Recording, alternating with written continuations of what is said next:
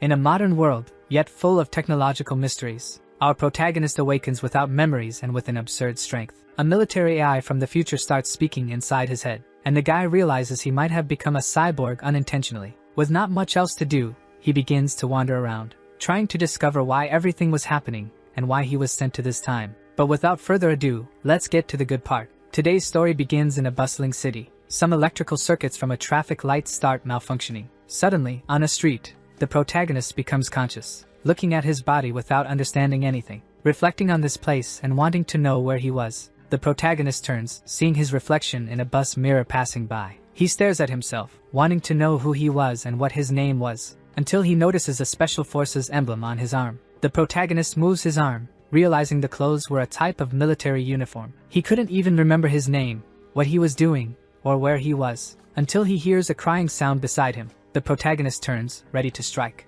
attacking a tree and breaking it with all his strength. The birds flying around make their noise. Kong is surprised by the strength of his attack as he knocked down the tree. The protagonist moved instinctively when he heard the sound, wanting to know what kind of strength this was. But the voice in his head says it was a pleasure to meet the agent. He was the artificial intelligence of the auxiliary combat system implanted in the body. Kong repeats about being embedded in him, then questions where they were and what year it was. The AI responds that based on the analysis of the posters, they seem to be in Seoul in the year 2024. He was from the military AI model created in the year 2082, deducing that he was from the future and returned to the past. The AI explains that its memory was reset, and it lost all information like the protagonist. On the other side of the street, a driver calmly drives his truck, until he notices the broken signal and tries to brake immediately. Without success, the truck starts driving uncontrollably around there. The system warns that a traffic accident risk was detected, and he should dodge the car coming his way. But the vehicle hits a fence and throws a stake in his direction.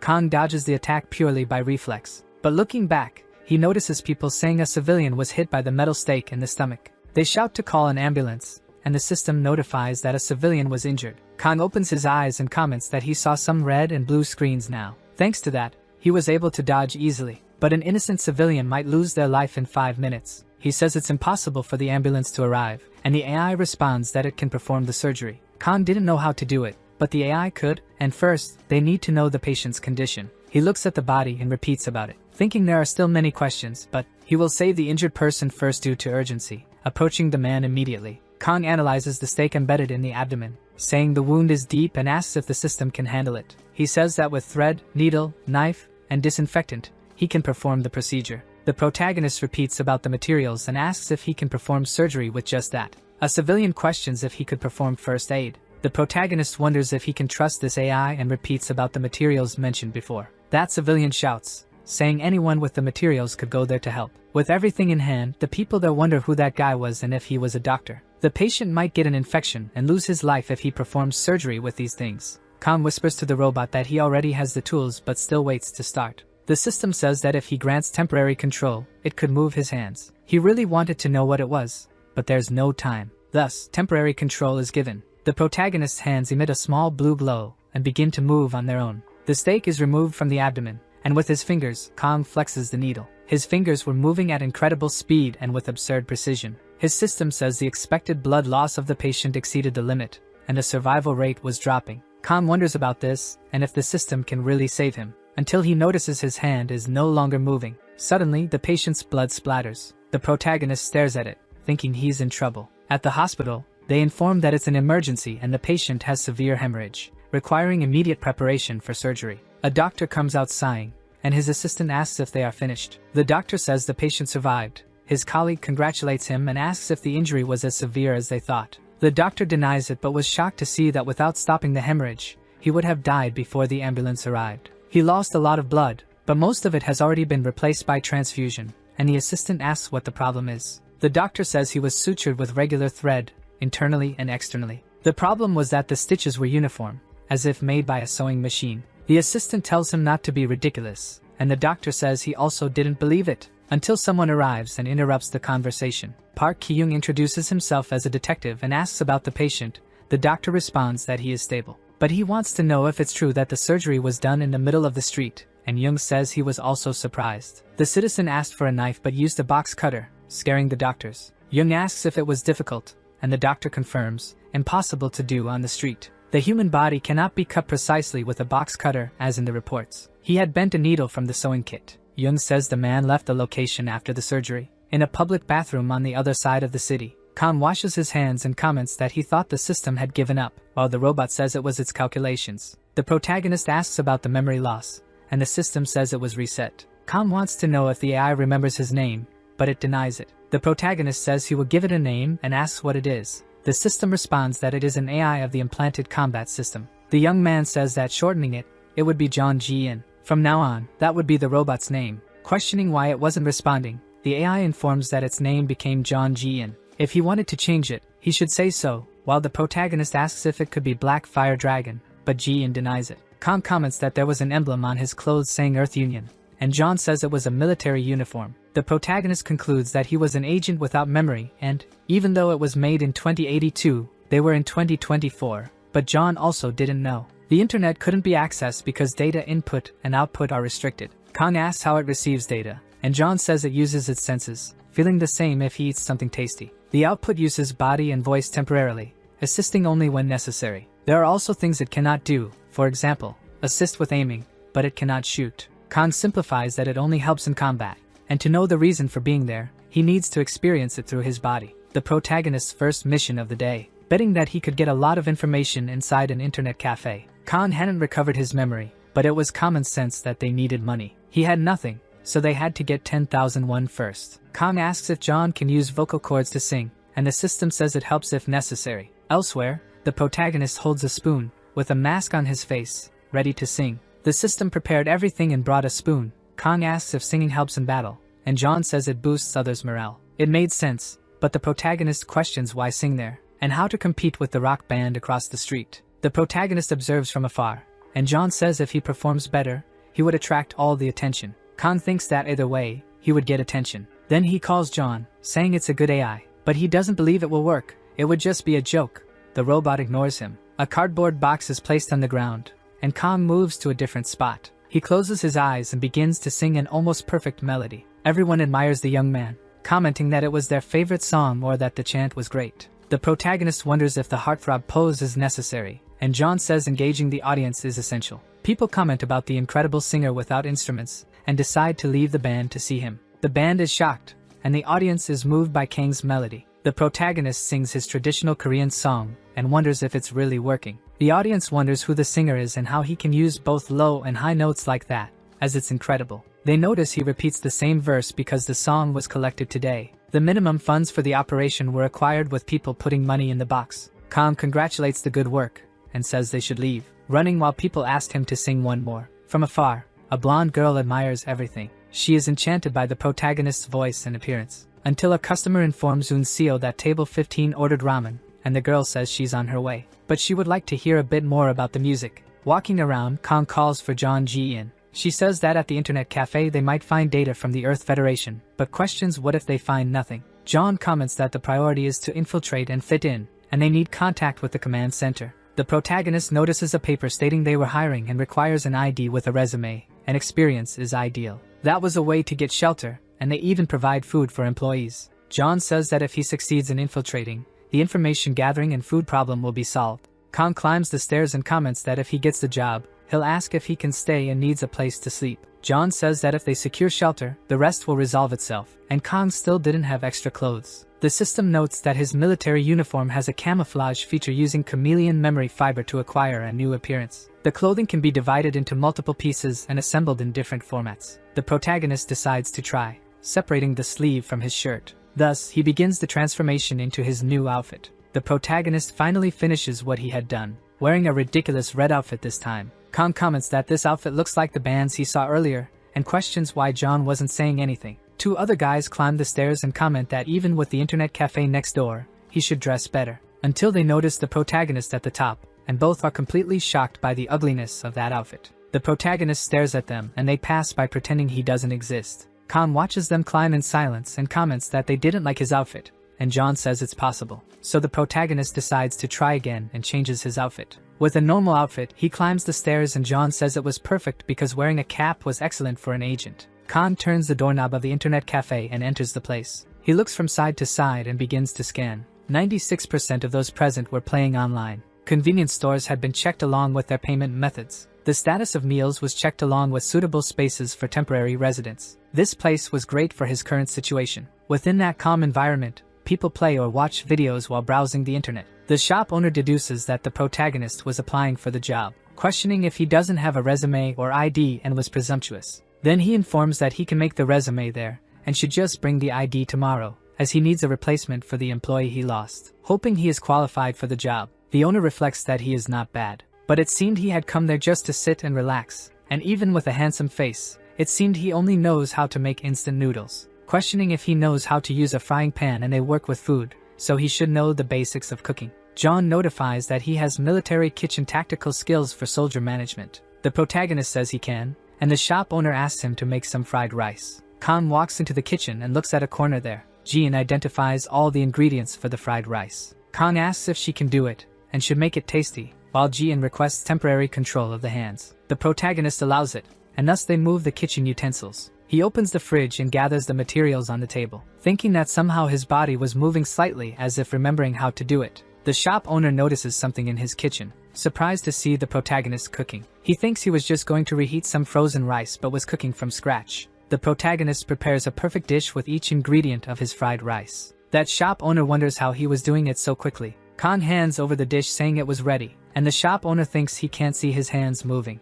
And being fast was important, but if it's not tasty it will be useless, and he cooks so fast it must still be raw. Putting a bit on the spoon while informing he would taste it. As he puts the spoon in his mouth, he chews a bit. Khan wonders mentally if it was bad. The shop owner finishes chewing and digesting the food and then puts the spoon aside saying he can't handle it. Ordering a soju to be brought over until realizing it was an internet cafe. And for a second, he thought he was at his favorite bar, while Eun Seo approached, calling her uncle and asking what he was talking about. The shop owner introduces his niece, Cha Eun Seo, and says they should get along well. Cha Eun Seo says he was the guy singing outside earlier. The protagonist wonders how she knew that. The girl says that with a voice like his, he doesn't need to work in an internet cafe, and the protagonist responds that he was good at anything. The shop owner says he's happy because he has a young man to cook, and Eun Seo can't even make instant noodles. Questioning if the young man has a preferred schedule to work, Khan says he prefers to work part-time with flexible specific times. He also noticed earlier that there was a storage room and would like to stay there, and the owner asks if he doesn't have a home.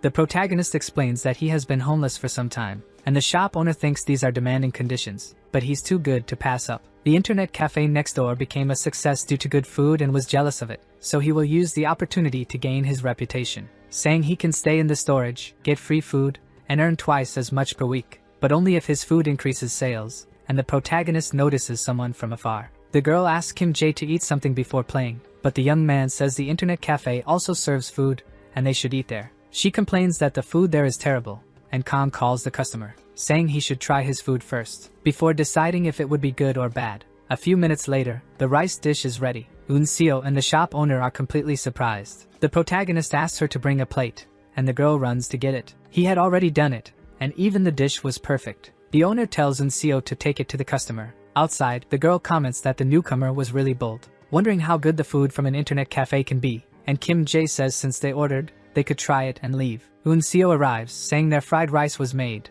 and Kim Jae is startled because he hadn't even started playing, then tells the two students to enjoy their meal. Kim Jae says they only ordered fried rice because it seemed really expensive, and the girl says that's what he ordered and should enjoy it. Both decide they will eat, taking a spoonful to their mouths. They are shocked by the taste and have an epiphany, remembering when they were chubby and chasing after a chicken. Upon catching and grabbing that food, they hid behind a bush to eat. They cry, remembering it was the same taste as before, shouting that it was delicious and this place was really the best place with fried rice. They order more dishes, and other customers decide they should try it too, ordering 2 more, and a man from the other side orders 1. Eun Seo runs towards the kitchen. She announces they had 12 more orders of fried rice at once. The shop owner questions if the protagonist can handle it. Khan turns and calls for John, asking if she can make 12 meals taste good. Jean confirms because tactical field cooking was done on a large scale, and providing tasty food was important. Soldiers could feel demoralized if they ate bad food after risking themselves, and Khan says it was impressive and will give control. After about 3 hours from the start of the shift, the shop owner had his face full of money, and asks what his name is. These sales in 3 hours had been incredible, and he will pay him double with no ulterior motives, but wants to know the name of his new employee. The protagonist introduces himself as Na Kang-in. That shop owner says he will clean the storage room for him and stock the ingredients, so he should keep up the good work. Ji-in questions if he remembered his real name, and the protagonist denies it and says it just came out reflexively and will use it until the real one comes to mind. The boss says they got more orders for fried rice, and he could handle it. A few minutes later on a PC, the protagonist says they found a place to stay. But to receive his payment, he needed an identity and questions if Ji-in can hack the database, and the robot confirms. Kang asks if she can do the same thing with a bank, but it was impossible because her abilities were local. The protagonist reclines in the chair, saying it was expected. Assuming they were infiltrating in 2024 for a secret mission, he questions if he can forge an identity. Ji-in confirms and asks for control of the protagonist's hands. The Korean government's database searches for similar information to his, and should keep his eyes open to collect visual information. The protagonist says he didn't need to complain anymore, until he noticed something, asking to wait a second and wanting to know what that was. Ji-in says an unknown error was detected and the information for Na Kang-in was already registered. The fingerprints were the same with 100% accuracy. The protagonist wonders how this was possible, and it was from the Earth Federation of 2082, wondering if this federation existed in 2024 as well. Checking the information of the major countries, there was no result for the Earth Federation in 2024. Kang wonders if he exists simultaneously in 2024 and 2082. Ji-in says they have insufficient information to determine. The protagonist asks to look at his personal data and there must be some important clue. In the search result, the protagonist had nothing besides being a former member of the Specialized Administration Unit. Currently, it indicated he was unemployed. The protagonist looks back and Ji-in notifies that Eun-seo was approaching. The girl says he really types fast, asking if he also knows how to develop programs, and the protagonist says it was rude to spy on other monitors. Eun-seo says her uncle gave her his card to go to the market with Mr. Kang and they should go together. Outside, she comments that it was a relief to be able to leave after working for hours, and that Kang really cut things super fast and the protagonist thinks he just asked Ji-in to do it. She says he put all the heavy ingredients in a pot but was carrying it easily. His arms seemed totally made of iron. The girl says it was clear they weren't, and it was just a metaphor. But it was a waste to go out, and she wonders if they can go to her cafe. After all, they were talking about her uncle's card, until someone bumps into her. The girl is thrown into Kang's arms, and the men tell her to watch where she's going, if she doesn't want to lose her life, leaving the protagonist on alert. Ji-in warns about hostile targets detected, asking if he would like to switch to combat mode. Eun-seo interrupts the cold atmosphere and apologizes for that. She says she will be more careful from now on, and the gangster says she really got scared. His brother was losing all day, so he wasn't in a good mood, but it was okay and they should just go on their way. Ji-in says the target was leaving and the security mode was maintained. Kang just stares at this and they take the elevator to the 4th floor. He questions if the girl was okay and Eun-seo confirms but was just scared and ended up crying. Back at the cafe, the shop owner runs to them shouting that it was an emergency and was calling her. The internet suddenly went down and it was chaos there. She called support but they hadn't been there for a long time. Kang watches this with a serious expression, wondering if they could have been tracked by a hacker when they accessed government data, but Ji-in says it was useless in 2024. In that case, they need to access the base from there and Kang questions where the server was. He will try to fix it based on what he knows. Ji-in hadn't found any trace of someone tracking them but managed to notice a hacking attempt. Kang wonders why, because it was just an internet cafe. The AI explains it was a hacking program installed and the function collided with the security program, causing the internet overload. They may have used the internet cafe for the test, and Kang says to find out who the hacker was. Ji-in starts tracking the person and typing on the keyboard. The hacker's location is identified and he moved the signal through 7 servers, preventing it from being tracked. 6 of them were abroad, but 1 was nearby. Kang says they must have chosen a nearby internet cafe to test this and asks why distance matters and probably came to install the program directly, and if it could have been those guys from earlier, until someone shouts they were disconnected in the middle of a ranked match. Eun-seo says she will extend his time for free, but the guy says he almost won the match to rank up. Kang says that the customers seemed really angry and asks if Ji-in has a solution, with the AI suggesting offering food, as it would be effective. There was a list of simple snacks, and the protagonist chooses number 3. Kang jokes that Ji-in really likes money, but the robot doesn't understand. Eun-seo apologizes to the customer. The protagonist approaches, saying he is sorry for the inconvenience. The servers have been stabilized, so the internet won't go down again, and that popcorn would be on the house. That man takes the cup of popcorn, asking if he thought this would replace his game, throwing a little into his mouth and having a wonderful sensation. The man starts moaning and shouting with happiness, saying he feels very good and has the energy to reach the silver rank, and asks if he can get another cup of this, thanking while running away from there. Eun-seo questions how he did that, and if he put something magical in those snacks because it must be very good to calm people like that. She chews a little and is impressed, saying it was salty but also sweet and the perfect mix, wanting to know how he did it while Kang says they combined some ingredients. He needs to deal with the internet problem for a while, so he should deliver this to the affected customers earlier and left some in the kitchen. Unseo stares at him as he leaves, saying that if there were a hero in modern times, it could be this guy. Outside the city, Jian comments that they should eliminate the enemy that attacked their base, and Khan says he knows and that was the reason they captured the hacker. Activating navigation mode. There was no television, guards, or tactical detection equipment nearby. Khan says they really made an effort to stay hidden and they will go in there. The protagonist climbs the stairs of the building, saying he heard something coming from that red door, and Jian amplifies the audio, extracting, removing noise, enhancing quality and sound, hearing some people threatening a civilian, who says it's a test version that wasn't stable and once he fixes the bugs, it will work. He feels sorry and didn't know what kind of work it was, asking them not to take his life. Jian says the analysis suggests a civilian student was being threatened and they should recover the civilians to evacuate them. Inside there, those gangsters from yesterday say if he makes another excuse, he will lose his life. Khan prepares a kick and strikes the door to break it.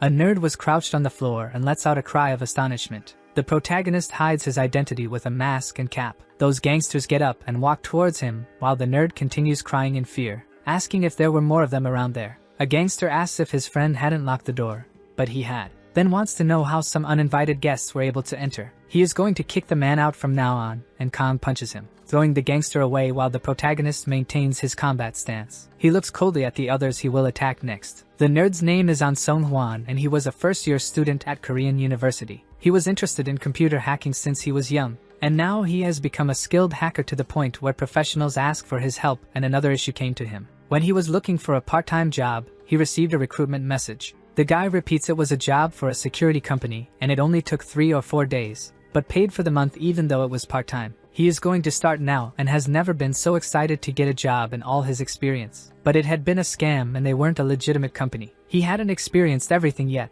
but he would generally lose his life this way and he was preparing for the worst. Song Hwan is startled when he sees the protagonist striking the gangster, thinking his hero had appeared. With a few seconds passing in the classroom, the protagonist thinks he had entered, but doesn't know if it's the right thing to do, while the robot says they were currently on a stealth mission. Khan comments that he was really strong and knocked out that giant guy with one blow, and Jian tells him to be careful, because the opponents in front of him were armed with knives and the gangster asks where the hell he came from and who he was. The protagonist repeats he shouldn't be scared and Jian reminds him that as a special agent, his body was enhanced and his chance was 100%. Khan raises his finger towards them, shouting that he was walking and heard someone being beaten and then went in there. Jian says he had made an unintentional provocation and the hostility increased, while the long-haired thug runs towards him with the knife. Khan whispers that physically he can easily win and will focus on attacking mentally as well. The long-haired thug says he kept running his mouth while he was the only one walking, until his sentence is interrupted by a kick to his head,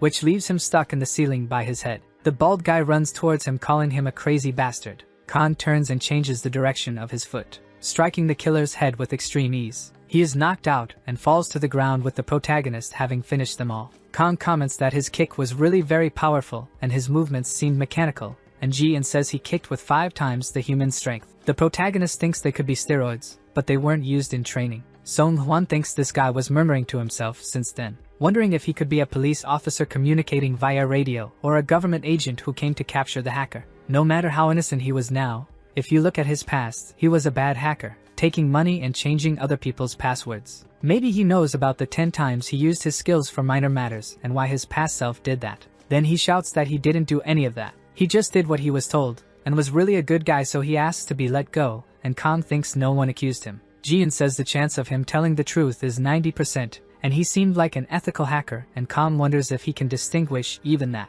He can analyze expressions and behaviors of prisoners to determine their reality. The more precise, the more reliable the results. Khan says he really has skills for everything, but there was still a 10% chance of lying, then asks why he was in that place. Song Hwan says he was tricked into a part-time job checking security, and was locked there for 3 days. These guys were really bad men, and after that job, they were trying to keep him doing bad things, like stock manipulation. He was told to create a program to manipulate comments on stock forums, and they went directly to the nearby internet cafe to install it. The protagonist remembers when he had met them earlier. Song Hwan says they must be from a group of that type of manipulation.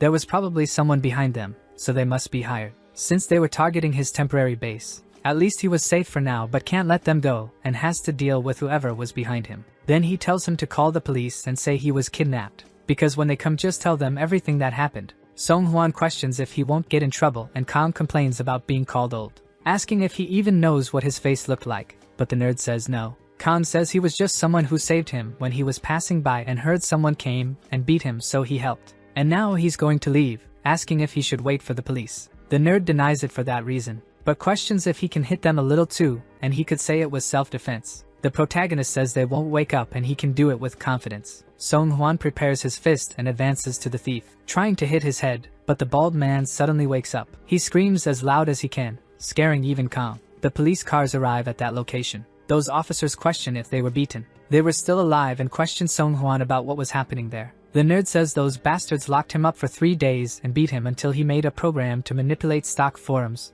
and would take his life if he failed. That officer questions how they ended up that way, and Song Hwan says he didn't do it, and a guy heard the commotion and helped him. The detective talks about these guys manipulating stocks, and there was definitely someone behind them. When these guys wake up, Young should interrogate them and wonder while they were under the influence of substances. They will reveal everything. Young questions who was the guy who beat them up like that, and the detective replies that he was just a passerby. They just had some broken bones and won't lose their lives. Besides, they drew the knife first. Young questions what he should do, and the detective tells him to get the security footage and find out who did all this. They don't need to arrest him, but it was too big of a matter to leave aside without investigating. Khan walks down the street, and Jian says there's a camera ahead and he should turn right. The protagonist questions if he's sure the buildings don't have cameras, and Jian confirms because they need to complete the missions. Khan says he was really surprised earlier because he didn't expect him to get up with just a slap, and Jian says it's due to reflexes. The protagonist suggests she might have a phone function, but the AI wasn't capable of that.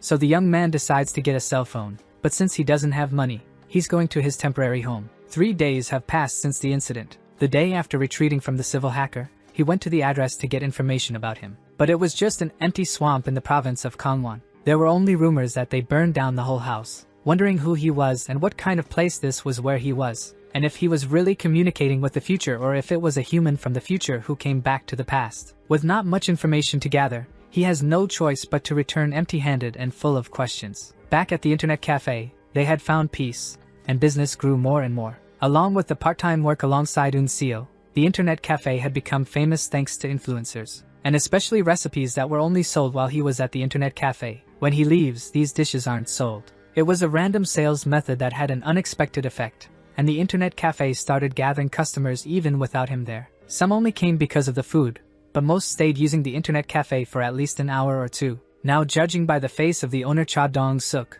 the number of customers increased, and it seemed he hired more part-time staff. Introducing the new colleague and asking his name, that familiar nerd voice says it was good to see him, and his name was Song Hwan, while Jian comments that he was the civilian they had rescued from captivity 3 days ago. Dong-suk says he was really a doctor in computer science, and Song Hwan confirms because if one of them breaks, he can fix it quickly. Then he bows his head, saying he hopes to get along well with Eun Seo and Kang. Song Hwan thinks the reason he applied there was the bad feeling for having caused damage to the internet cafe. Even though he forced himself to do it, he will work hard. Dong-suk introduces Kang, saying he was the boss who made the restaurant famous but was good with computers too, and they should get along. Song Hwan notices something and says anyway, he must be older than him, relieving the protagonist for not noticing. The nerd says it was nice to meet him and asks to take care of him. Kang shakes his hand and agrees, while Jian warns that working with this person puts his identity at risk and recommends asking the boss to fire him. The protagonist wonders how he could do that while calling him Hyung and says he will work hard with the nerd.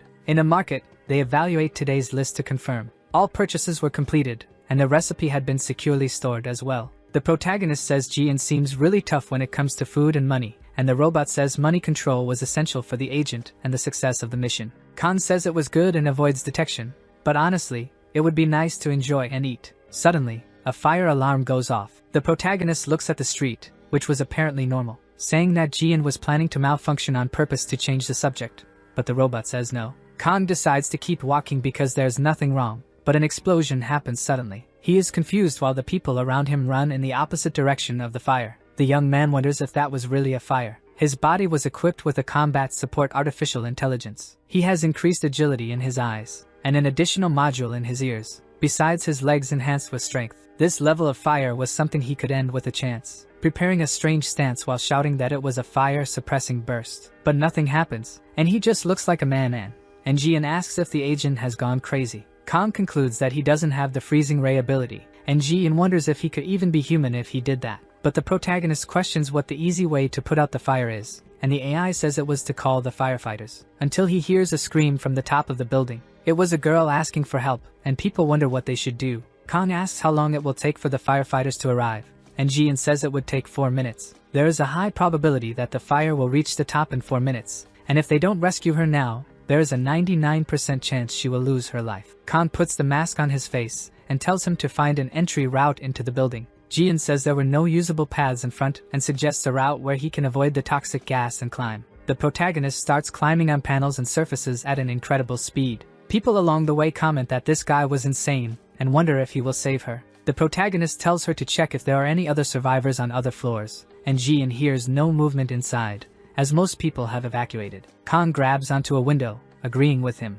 People say he was like Spider-Man and was a climber or something like that. Jian warns that there is a risk of explosion right ahead of the protagonist. He notices a glass trembling nearby. Kang hangs on to avoid the explosion, commenting that his grip saved him, and Jian tells him to thank her for the warning. The protagonist continues jumping through the building's floors. Upon reaching the top, he takes a deep breath. The little girl who is crying lifts her face. The protagonist extends his hand to the girl. She calls her savior and raises her hands too, going into his arms while Jian warns that it was dangerous and the fire was spreading faster than expected. The protagonist wonders if he was there to lose his life with her, and the girl is surprised. Kang thinks his body is enhanced, so if he holds her and jumps, he won't get hurt. Jian says there are many witnesses, and if his superhuman abilities are seen, his identity as an agent could be compromised. He may not be able to adapt to the situation after that. The protagonist suddenly notices a clothesline, wondering if he could use it to descend, and the little girl tries to deny the idea. Jian says the lower part of the building was engulfed in flames,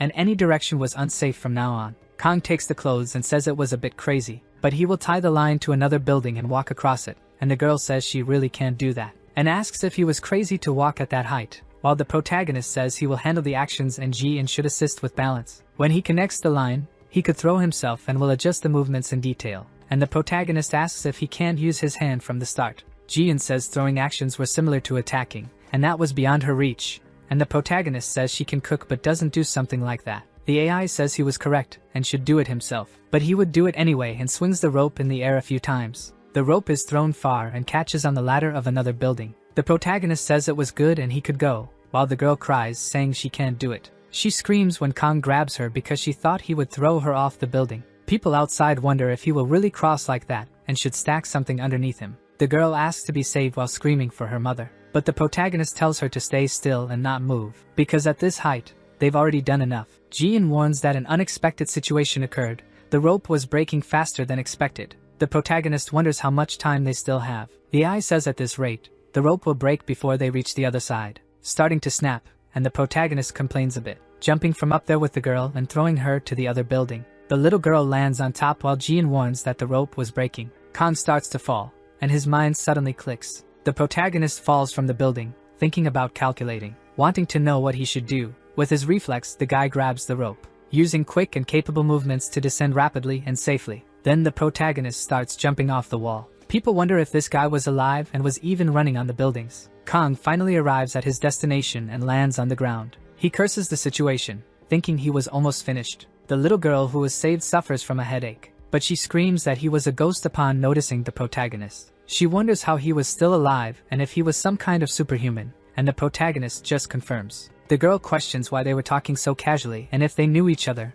but Kang says she seemed new too. Then he turns, complaining that Jian miscalculated, and he believed him because he was part of the strategic special forces, and the AI responds that it didn't expect to be flammable. Suddenly, the girl approaches him, asking if he was the owner of that internet cafe that recently became famous. The protagonist wants to know how she found that out. As the day goes by, firefighters arrive and put out the fire in the building. Some people watch the protagonist save the girl on their phones. He had wrapped himself in the rope and crossed while holding someone, wondering if he was a famous climber or a master jumper or something like that. And if they had a clue, it would be that trash bag. To rescue someone, all he needs are his limbs, and if he had a plastic bag in hand, he would obviously drop it. So the man who did this had left his shopping bag behind. It seemed they were using sauces for cooking, and there was a recipe too, but it was hard to read. The name of the market is visible, and they could check the footage, while Jung says he's not a criminal and they don't need to do that. Until he notices a call from his boss and asks what it was, while the detective asks why he answers the phone like that.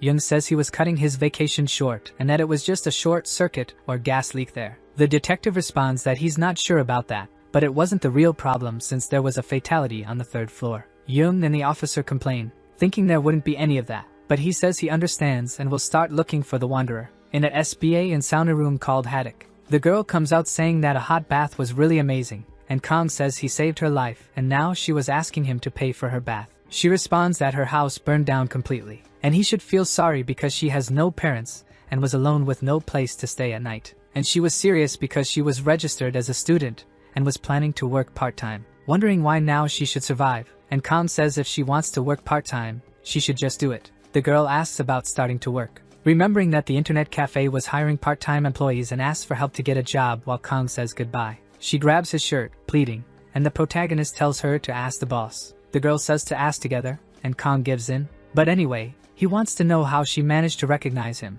and she says she goes to the internet cafe all the time. She is a popular game streamer and doesn't have a computer at home, so she streams there. The protagonist wonders if she really thinks she's popular and good at games, but the girl denies everything. At the internet cafe, Unseo calls for the protagonist, asking why he was arriving so late, but she notices the girl, and she introduces herself as Ariam. Unseo asks why he went to buy sauce but came back empty-handed, and the protagonist says he lost it while watching the fire. She jokes that he must have been so excited that he forgot, and probably someone took it, so Kong tells her to deduct it from his pay. Suddenly, Jian calls for his agent. Analyzing the visual data he gathered, there's a high chance many people filmed the fire incident. He could check articles on the internet to gather information, and he even found footage of the scene with news on a famous site. Based on their reactions, it was spreading quickly online, and Kong says there's no problem, and Ji-in will delete all videos. But the AI doesn't have those hacking abilities because it's a combat AI, and that hacking event was just for identity manipulation. She has military-grade defensive skills, but since she doesn't have attack capabilities now,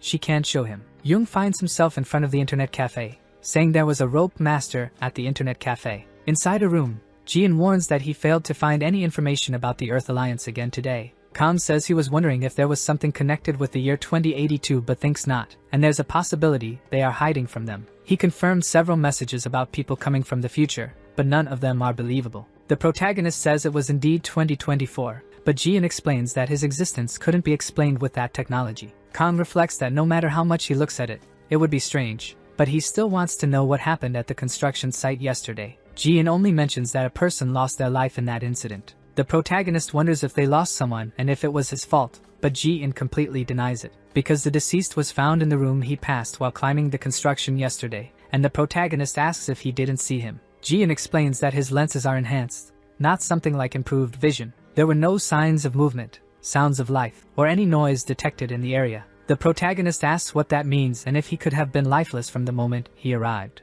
And it wasn't just a fire but a premeditated murder, and Ji-in says there's a high chance of that. Until outside, Unseo's voice questions about the police, saying yes, and it seemed like the card used in the purchase belonged to this place. Jung questions if she bought those items from the bag. Unseo repeats about this thing while turning and calling for Kangin, saying that the police officer brought the purchases he lost while watching the fire yesterday. He says the guy left it behind while watching, and Unseo jokes that the police can track even people like that. The protagonist thanks him for bringing his purchases. Jung hands over the card and says if he has any leads about yesterday's incident, he should contact him. Unseo agrees and bids him farewell. Kong whispers that to catch the killer, he needs the detective's help and wonders if he could find him. The AI explains that it confirmed the identity, so it was safe for him to go to the detective, and Unseo questions if he has something to do outside because she wants to stay close to him. Kong agrees after an instruction from Ji-in. Unseo wonders if they could work together today, but the protagonist declines since he has things to do outside. The girl is puzzled for a few seconds, but says he is really hard to understand. At the Seoul police station, in the detective department, Jung says he is the owner of the bag from earlier,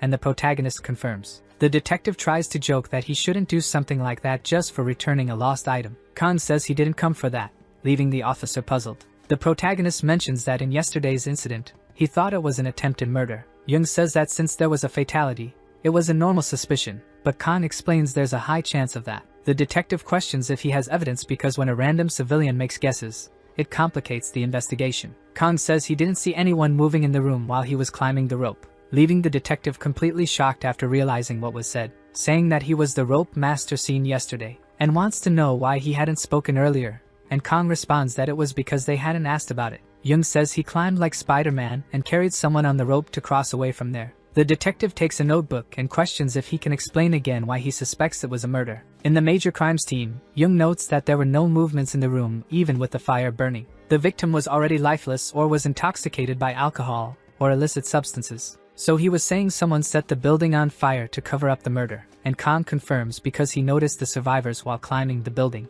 A man near them asks if the forensic service was contacted, and Jung says not yet, and it takes time to perform an autopsy, but the fire was very intense. Another woman says they only have the word that the fire was caused by a short circuit, and there were no cameras in the area. Wondering if they should make a sketch of the suspects now, Kang whispers to Ji in wanting to know if he remembers the faces of the people he saw yesterday, and the robot says yes and stores visual information after that, showing a video screen in front of the protagonist, who is impressed. He says he saw 4 people walking towards the construction yesterday. The first was going outside while holding the phone in his right hand and had a bracelet on his left wrist. His phone had a gray case, and his shirt was white, leaving Jung impressed by his description. The protagonist thinks he was describing this in front of him. Then he begins to describe the second and third person. Jung questions if he can help create a portrait and suggests doing it before the memory fades. But his portrait artist was out for a moment, and if he wants, he can wait a bit, but Kang says he will draw it. And he was somewhat decent at drawing, thinking Ji-in was really good at it.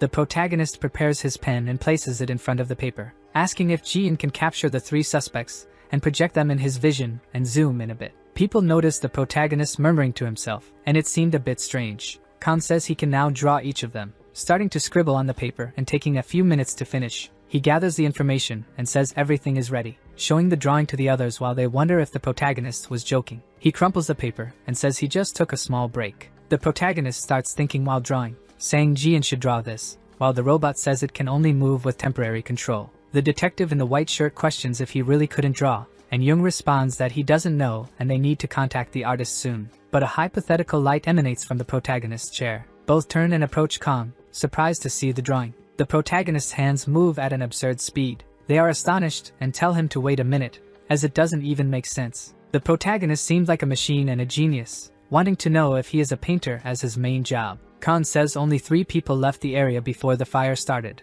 and if the arsonist fled, it must be one of the people. The chief knocks on the office door, announcing they will check their identities immediately and investigate this case. The next day at the internet cafe, the protagonist makes a perfect dish of food once again. Unseo says Kang's malatang was amazing, and his other friends say it was fantastic and very good. The blonde reveals she heard about the fire at Aryam's house being caused by an arsonist, and Songhwan says they already caught the culprit, and they found illicit substances with him too, while the protagonist thinks it hasn't been many days since the police started investigating. All this was thanks to Ji-in's ability. With a noisy atmosphere at the dining table, Kang picks up his phone, answering a call from Detective Jung, who says he wanted to thank him for capturing the culprit. 2 of the people in the drawings were local residents, but the other was not from there, and his friends were the victims. They still need to investigate the exact cause but also found illicit substances in his pockets. It seemed he came to collect money because of the substances, and when he couldn't, he took his client's life. He managed to track down the one selling drugs and advanced on the scene,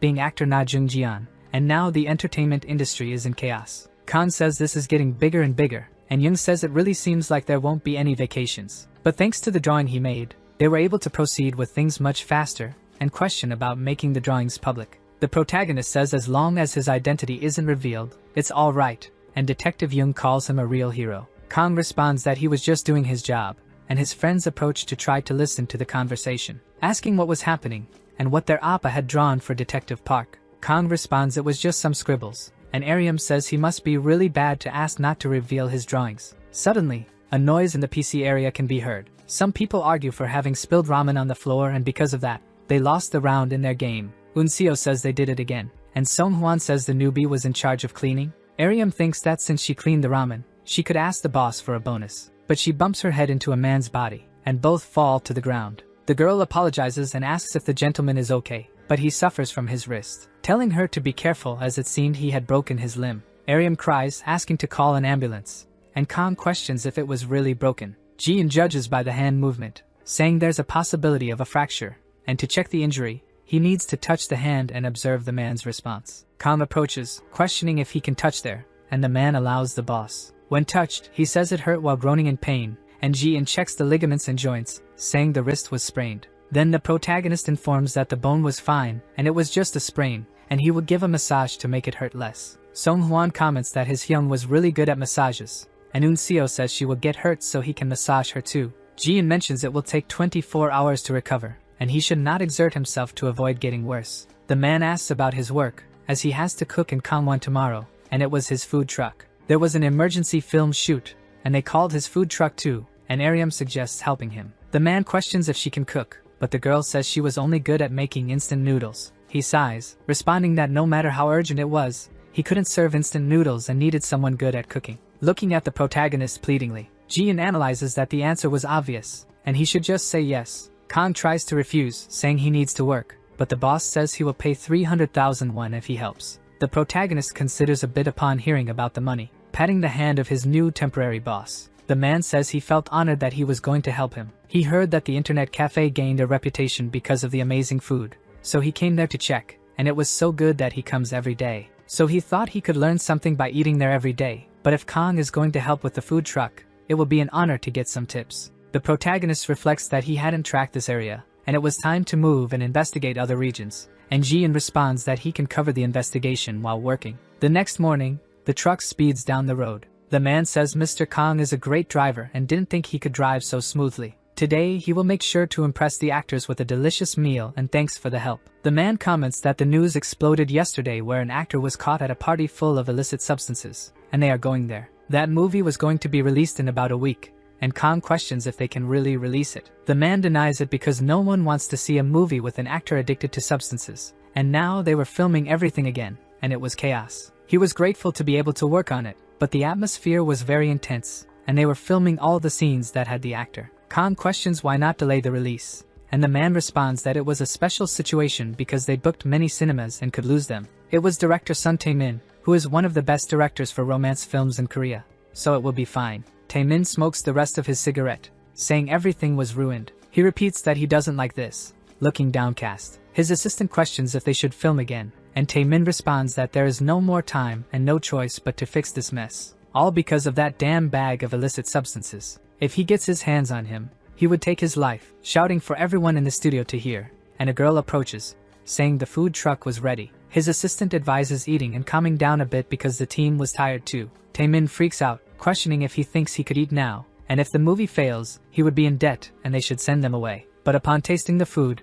he asks why it tastes so good. Maybe he wasn't hungry anymore, and the assistant says this was totally insane, wanting to know if they put substances in the food while Tae-min tells him to stop talking about this subject. The original food truck chef hurt his wrist, so another chef was helping, and he was really impressive. That mountain setting was great too, and director Sun should stay positive and relax his shoulders a bit. Honestly, it was lucky that none of the other actors got into trouble, but suddenly a voice shouts Tae-min, warning that there was an accident. They both turn shocked at the bad luck. Shin Eun-ha says the stuntman hurt his ankle while filming. Something falls to the ground, and people run to the stuntman. He apologizes to the director, and says he should have been more careful. The director orders to call 119 and questions if there was anyone there who could provide first aid. But seeing that there was no one, he thinks it was over, cursing the world while the truck chef says this movie was cursed, and questions if Kang-in could handle something like this since he managed to fix his wrist earlier. The protagonist wonders if the man's ankle wasn't sprained and approaches the stuntman, telling him to take a look at his injury.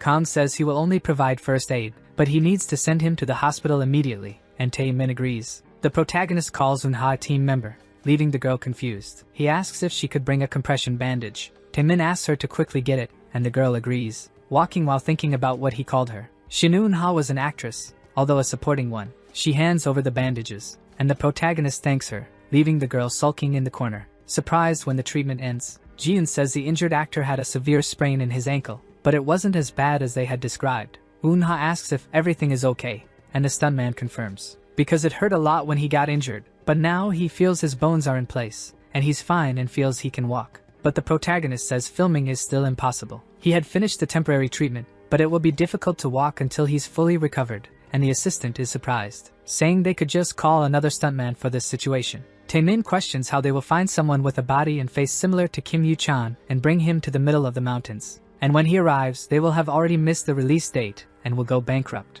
Kim Yu-chan says he can film the action scenes himself. The director says he's fragile, and if he injures his ankle, they're finished, and the whole movie would be doomed. Maybe they can film his face with a mask and sunglasses, and maybe that will work. Wondering if God can help in this torment because he doesn't mind paying double or triple. Kang just warns that the person sent by the heavens had arrived. He was just joking but needs to think if he can do it. Eun-ha says there's no chance because no matter how desperate they are, it wouldn't work because he's just an ordinary boss. Taemin tells them to wait a minute, unable to hear. But now that he thinks about it, he really did look a bit like Kim Yu-chan. Taemin asks if he has any physical skills, and the protagonist confirms. The director wants to know if he could help a little because they would just apply some makeup, and he can fix it with CGI. It was a triple payment for this, and the director orders to start filming immediately while Eun-han and the assistant think they're finished. The scene where they were filming, Kim Yu-chan, who was the male protagonist, saves his supporting actress, Shin Eun-ha. The original villain in this scene was the author who was a substance user, and that's why they were filming everything again. Asking him to listen carefully and stay with the actor to practice a bit because he's going outside to smoke some cigarettes. Kim Yu-chan guides the protagonist, saying that here he swings his arm and hits the chin along with a knee strike. Kang questions if it won't look strange if all the movements are planned, and the supporting actors say it's true, but it's a simple choreography. Jian explains they didn't need to film that way because he has some skills used for training manuals and requires practical movements, saying that instead, the three could attack as if it were real. They should act as if they want to fight him, and he will handle it appropriately to make it look more realistic on camera. Eun-ha hears the lines about it only working if the movie does well, and the success depends on them. Thinking about what he knows about filming because he doesn't know what he's talking about, Kang approaches director Taemin, asking if he could film in one go without cuts. He was planning to go straight to action, and that way, they will save a lot of time, and Taemin says if he can do it, it would be amazing, but it wasn't possible. Kang tells him to trust him because it was the power of a triple payment, then warns that he will go straight this way without any interruptions. Taemin is shocked by this but opens a slightly hesitant smile, thinking that his director's instinct was telling him he was a trustworthy person.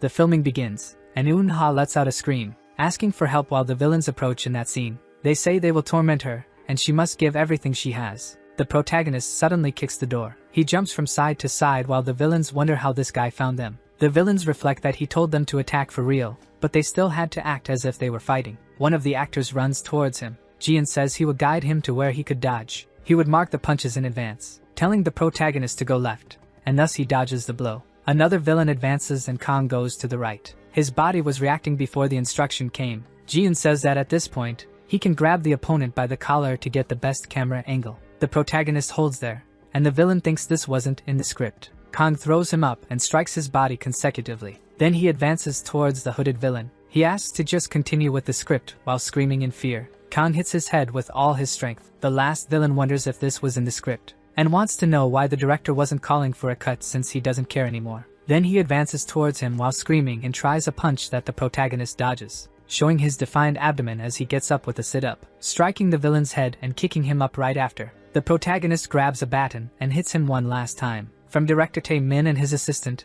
Eun-ha, Kim Yu-chan, and the other villains, they were all shocked and mentally calling the protagonist a crazy bastard. The protagonist walks towards Eun-ha. He says he came to save her. The girl stammers a bit and asks if he will let her live while thinking this wasn't her script. The assistant cuts the scene with his clapperboard. He denies it, saying he told him to act as if he was hitting and not to hit for real, and after this incident, everyone would go to the hospital. Taemin thinks he was too blind to film the movie and wonders what he did, saying he should have stopped him, while a villain gets up and calls Mr. Nagang. Taemin is completely surprised that he got up. The villains question what he did because they were shocked since they weren't hurt even though they were hit. Honestly, they were scared because it seemed like he was really hitting them and want to know how he did it. Taemin wonders what they were talking about and if they were saying he didn't hit them, and the assistant calls for Kang, asking why he was hitting people for real and told him to act, and about the people he had hurt, but the three villains respond that they were completely fine. The assistant is puzzled upon hearing this, asking if they were all sure about it, and the villain replies that he doesn't know how,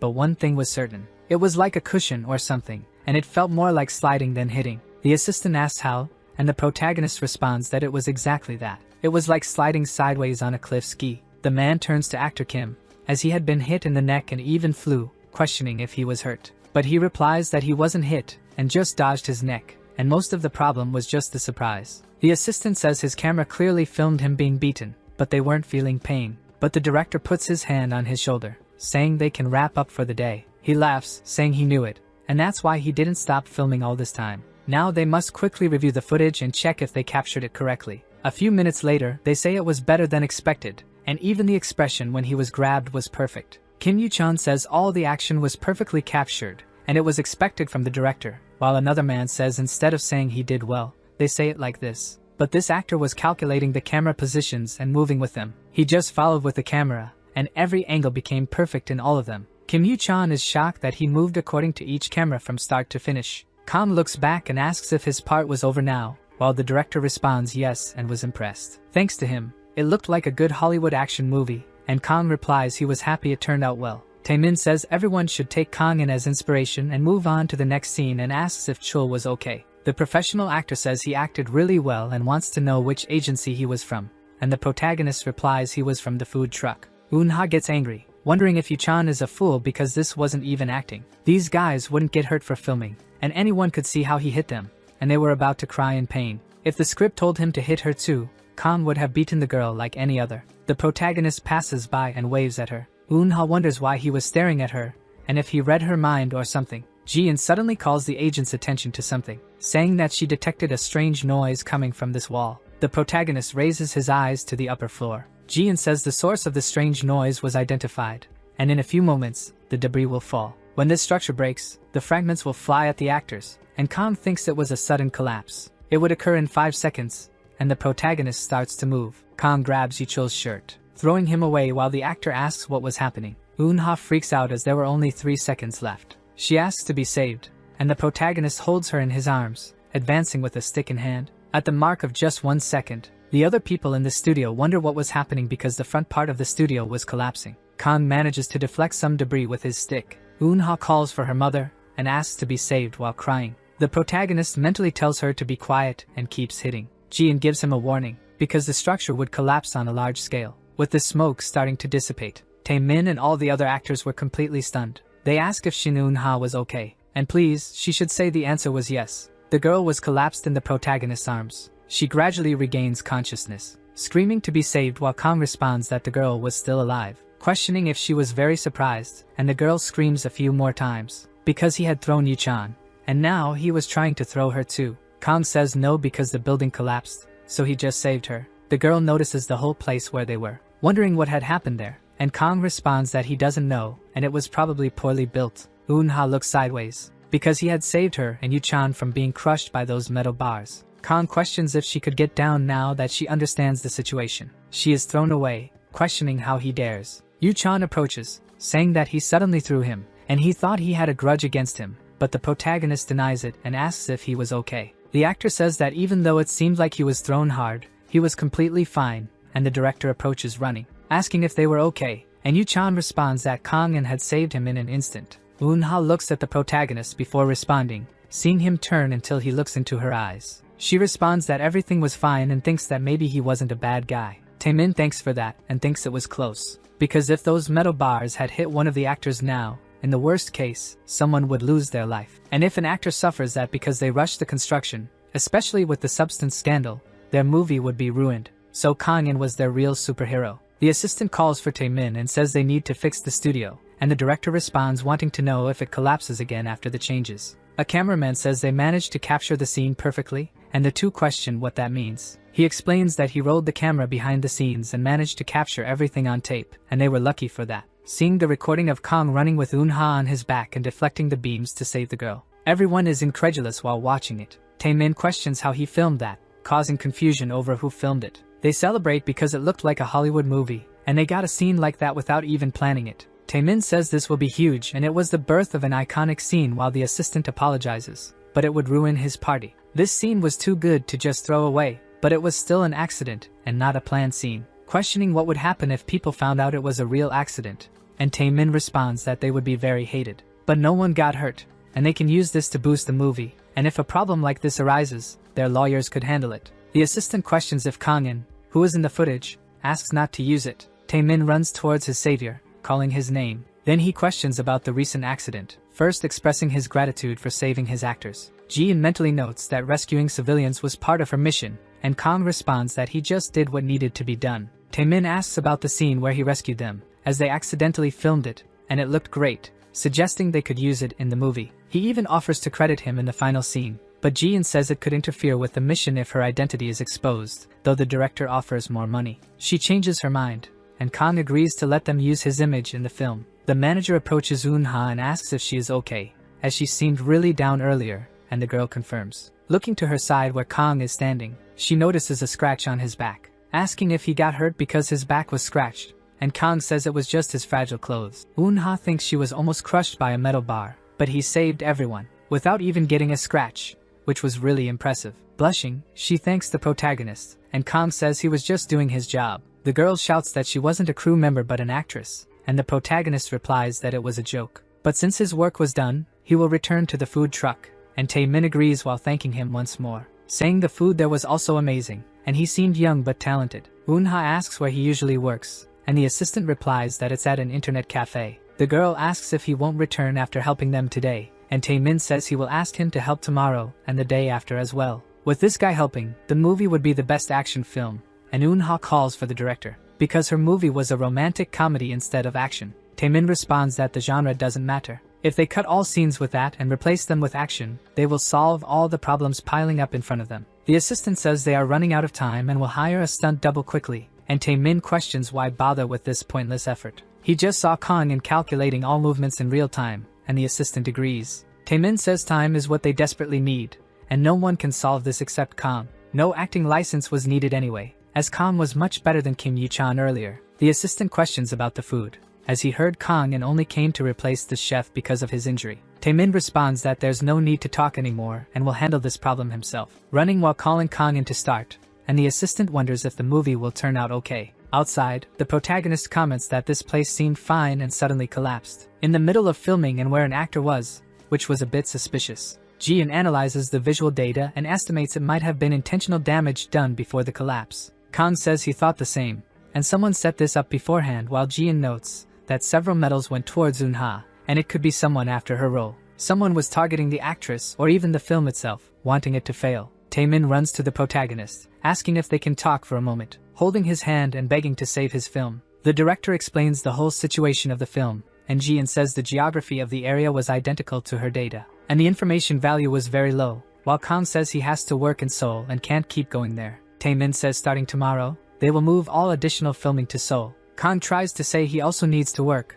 but the director responds that he doesn't need to worry as he only needs to go during the current filming. He will ensure the payment is solid, and the company wasn't in a position to save money now, while Jian advises him to accept. The protagonist agrees, asking to read the script, and the negotiation takes place. Sun Tae-min, who had slowed down due to his frustration, regained his speed and showed his talent when Kang-in appeared. Although all additional scenes filmed in the collapsed field were cancelled, the best scenario began to take shape. In the morning, the actors and team were advancing to film, and in the afternoon, thanks to Kang-in's effect, the atmosphere was calm and light. A car approaches the drift area. Manager Kim from Ticho Entertainment runs towards the studio, calling out director Sun Tae-min's name, and asks him to please save them, since if they release the film in its original form, they will become nothing, and the film will be horrible, besides getting into trouble. He knows they can't delay the release date, and his company has already secured most of the theaters using their resources. Tae-min tells him to just trust him as he will solve all their problems, and Kim tells him to stop bluffing. He should just say how things are going to report to the superiors, and the director says he is doing it this way and will change the film's genre.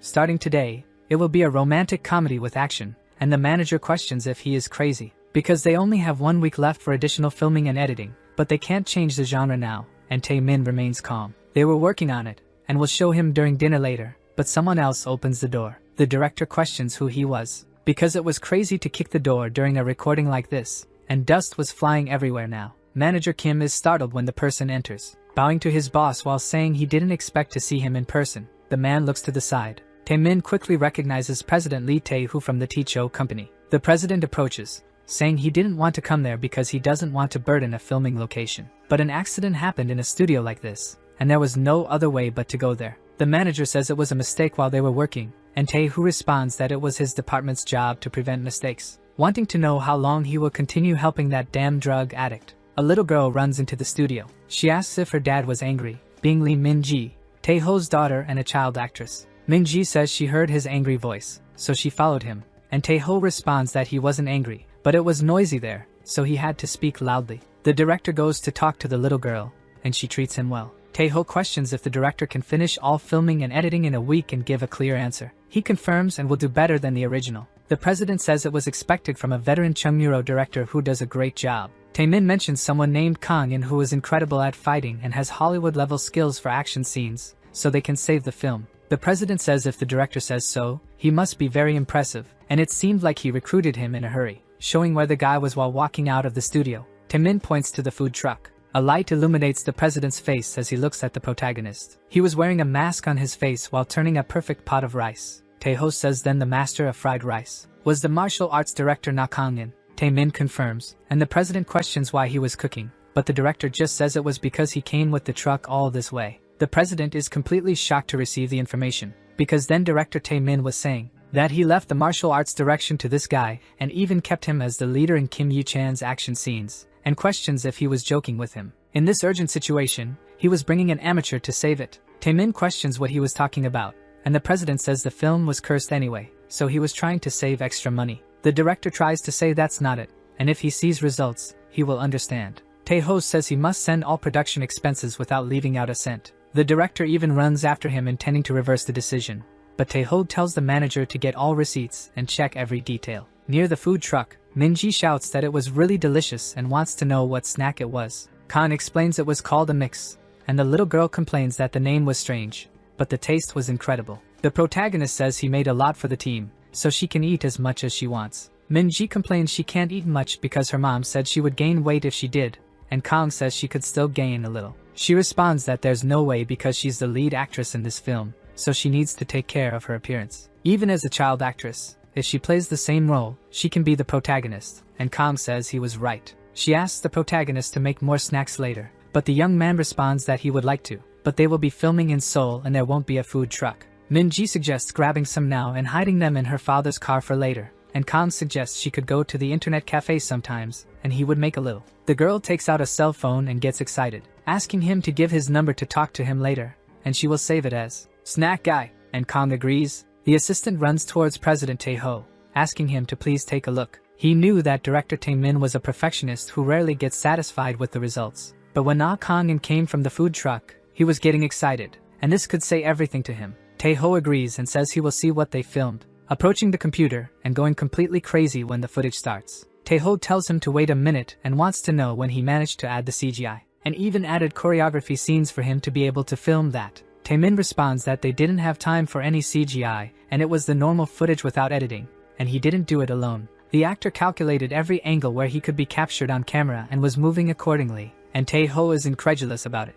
saying that an amateur coming from the food truck managed to film in one take without any pause and he managed to calculate where the lights would fall. The director confirms because the construction had collapsed but Na Kang-in saved them in the moment of crisis. Taeho says he should apologize to director Sun for his earlier comments. He felt sorry for the misunderstanding, but Taemin responds that he understands and if he hadn't seen the footage, he would have thought it was just idiotic for that. Both decide to go thank the food guy. Khan finishes cooking a little more snacks. Taeho approaches and says hello to him. The protagonist says he just did it, but the president says he wasn't there for the snacks. He introduces himself as President Lee Taeho of the investment company Techo, and it seemed he saved the film, so he came to thank him personally. Khan says he was just doing his job and mostly for money.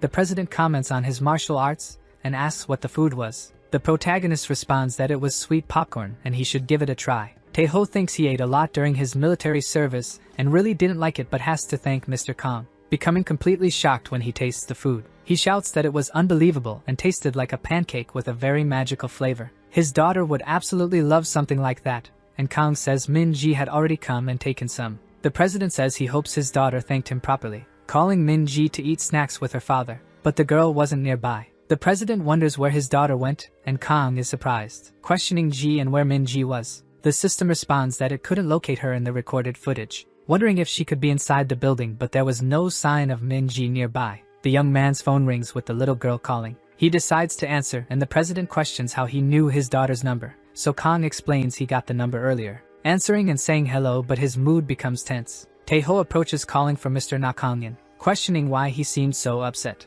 The protagonist continues walking around there. He questions Ji and why it seemed like Min Ji dropped her phone and broke it, but the robot says the sound was different. He begins to replicate the information recorded in the call. The analysis results enter the protagonist's mind. The sound of air came from a light object trapped in an outer layer, and the sound of reinforced plastic pressed with metal echoing inside a confined space. Kang mentally repeats these clues, thinking that if it was a confined space, it would be a car. Elsewhere, some men discuss who kidnaps someone and leaves them with a phone, but the other didn't know. He had taken the girl in a hurry, so it must have been fine, and the boss says the fact that he broke it was suspicious in case they called again and didn't answer, questioning who she called, and the man responds that it was someone called Snack Guy. In any case, they should leave the car quietly and get out before anyone notices. Taeho calls for Mr. Nakangin, asking what was wrong. After receiving a call from his daughter, he became serious and said nothing, questioning why he was making him so nervous. Jian analyzes that the individual rescue mode was activated,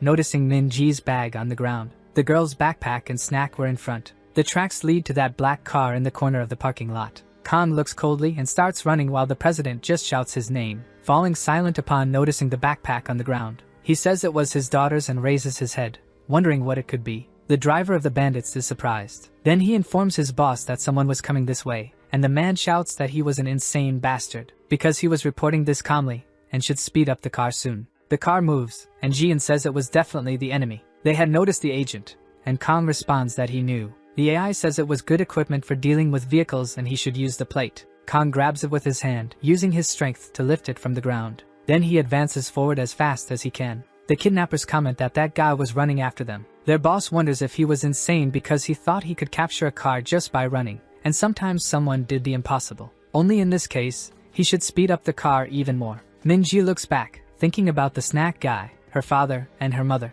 The driver tells his boss that he was done for. That man says he probably got exhausted and collapsed, so they shouldn't worry about him and just keep driving. But the protagonist leaps from the ground, advancing with his superhuman speed. The kidnapper's boss is left speechless upon seeing this. Kang stops on top of the car, scaring everyone. He spins the plate in his hand with immense dexterity, embedding it in the middle of the car and making the kidnappers scream. They want to try to figure out what the hell that was and how this bastard got there. The boss orders to drive and knock that lunatic down soon. Kang tells Jian to find a way to stop the car, and the artificial intelligence tells him to look at the bumper, because if he pierces that place vertically, the engine would stop immediately. Kang removes the plate from inside the car and holds it even tighter, embedding it directly into the car's engine. The kidnappers look at him in fear, calling that man a lunatic while Kang just stares at them. The boss says this guy wouldn't let them leave and should hit the brakes to throw him off. The driver just obeys the order, throwing the protagonist off the top of the car. Min-ji cries, afraid of losing the snack guy. The people watching from afar are shocked,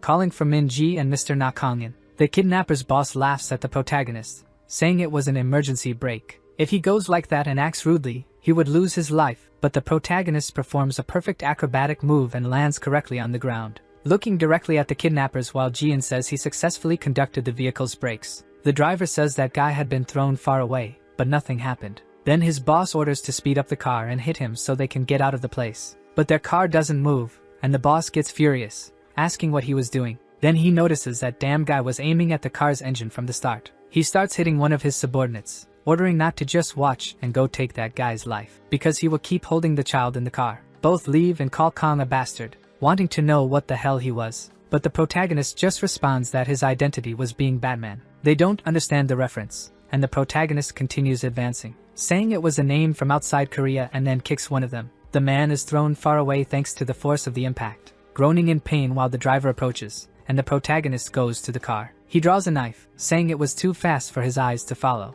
Kang strikes him on the chin using his heel, backing away and maintaining his fighting stance, then quickly walks towards the car. The boss inside the windows calls for God while he was shocked with fear. Min-ji tries to speak but had her mouth covered. The boss asks if he thought he was scared just because he had subdued everyone at once, but the protagonist touches the glass, telling Min-ji not to worry because he will save her. The little girl's eyes light up immediately. Kang asks what the plan is to subdue the kidnapper, and Jian suggests jumping into the car and persuading him or luring him out of the car. The protagonist decides it would be better to lure him out and deal with it because Min-ji wouldn't get hurt, and Jian tells him to move away from the car. To make the enemy lower his guard, they need to go as far away as possible, and the enemy won't come until he feels safe. She recommends a distance of 15 meters, and the boss wonders why he was retreating and if that means he won't attack. Then he thinks he needs to get out of there quickly before these guys reach him. The boss opens the door, cursing the world, while shouting for them to get a car and placing a knife near the little girl. They shouldn't dare call the police if they want the child to lose her life, and Kang thinks this was a trashy bastard. Taeho cries while shouting his daughter's name. He tells manager Kim to hurry and tell this guy to get the car. Then he runs towards them, shouting that he will give the car, but if he touches a finger on Min-ji, he will destroy his 10th generation. The boss thinks that's it and with a sick smile accepts, telling him to bring the car himself while the manager calls the sir. The subordinates wonder if they won't call the police, but decide to call secretly. Tae-ho gets into a luxury car thinking of his daughter, saying that daddy will come to her, and she should just wait a little longer. The man drives towards the enemy. Ji-in warns that providing transportation for the enemy means increasing the chances of him escaping with the victim, and Kang responds that he knows. Tae-ho opens the door saying he brought the car and was there, but he shouldn't touch a finger on his daughter. Min-ji cries while calling for her father mentally. The kidnapper orders the president to put his hands up and approach calmly, while breathing heavily and pointing the knife at him. Tae-ho moves away from the car and the killer keeps going, but the president realizes what he had done and starts running towards them, shouting that his father will save little Min-ji. The kidnapper orders not to come because he would really cut her and not hesitate to do it. Kang is surprised to see that with blood splattering from afar.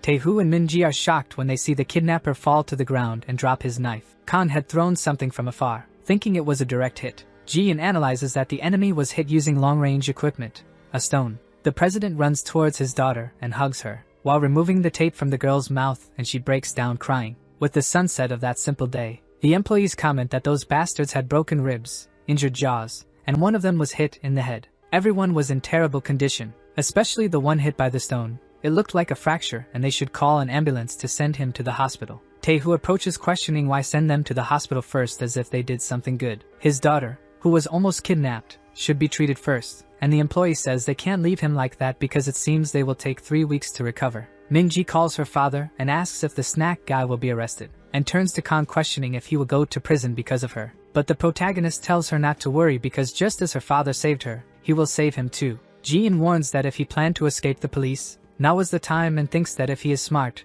he will understand how to save with his influence, but thinks that saying the father saved her in front of Min-ji made him seem better than he should. Tae-ho says that Mr. Nakangin was the hero who saved his daughter, and even if these guys lose their lives, he was innocent. The man says they need evidence, and the president responds that they were on the mountain, and there was no way there could be something like that. Suddenly director Tae-min appears behind him saying that he has it. There were the recordings of his film, and he has something much more valuable than camera footage, showing everyone the video, where the employees are amazed because the faces of the kidnappers were captured clearly. It was true that the three threatened the child and Mr. Nakangin. The employee questions how he managed to film it, and Tae-min responds that the place was full of cameramen, and when something starts, the cameras turn. Nakangin was the hero who saved everyone and was absolutely innocent, with Ji-in sighing as she ends the escape protocol. Tae-ho approaches, saying that even if the head of the kidnappers ends up lifeless, there would be no punishment for Mr. Nakangin. If someone tries to punish him even after watching the footage, it will show how competent his public relations team was, because his officers will be full of excuses. Kang walks away, saying it was close to dinner time and they shouldn't worry because he won't run away. Later at the food truck,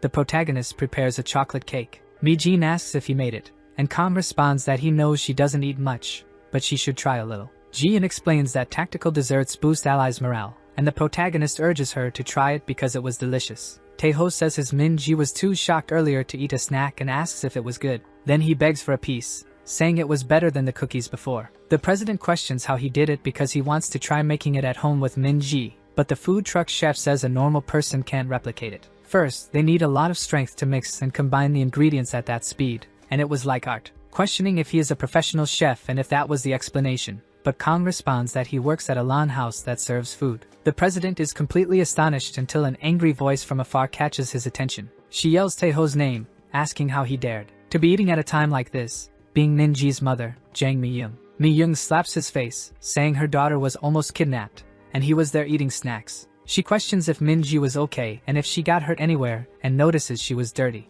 Tae-ho says he knows it will seem strange, but there was a reason for it. The wife continues hitting him even without him saying anything, and Tae-min comments that they were seeing many sides of the boss today. His manager tells him to calm down because many people were watching this now. She will take care of him quietly without any police or witnesses, and Tae-ho pleads to be spared. Mi-young thanks the protagonist for saving her daughter. Kang responds that it was only natural, and the woman says everyone who saw the video talked about how he saved her. The young man had jumped in front of a car, stopped it, and fought with an armed guy, and Ji-in comments that the agent wasn't in danger. Kang responds that it was normal, and Mi-young is impressed while the little girl runs to him, telling him not to forget he promised to make more snacks, and desserts too, while the protagonist agrees but asks her to call first. Mi-young informs her husband that she will go home first since their daughter has homework, and Tae-ho responds that he will check the situation a bit more. After they are alone, the president says that if it weren't for Mr. Na Kang-in, he and his wife would be in despair now, thanking him once again because he will treat him much better next time.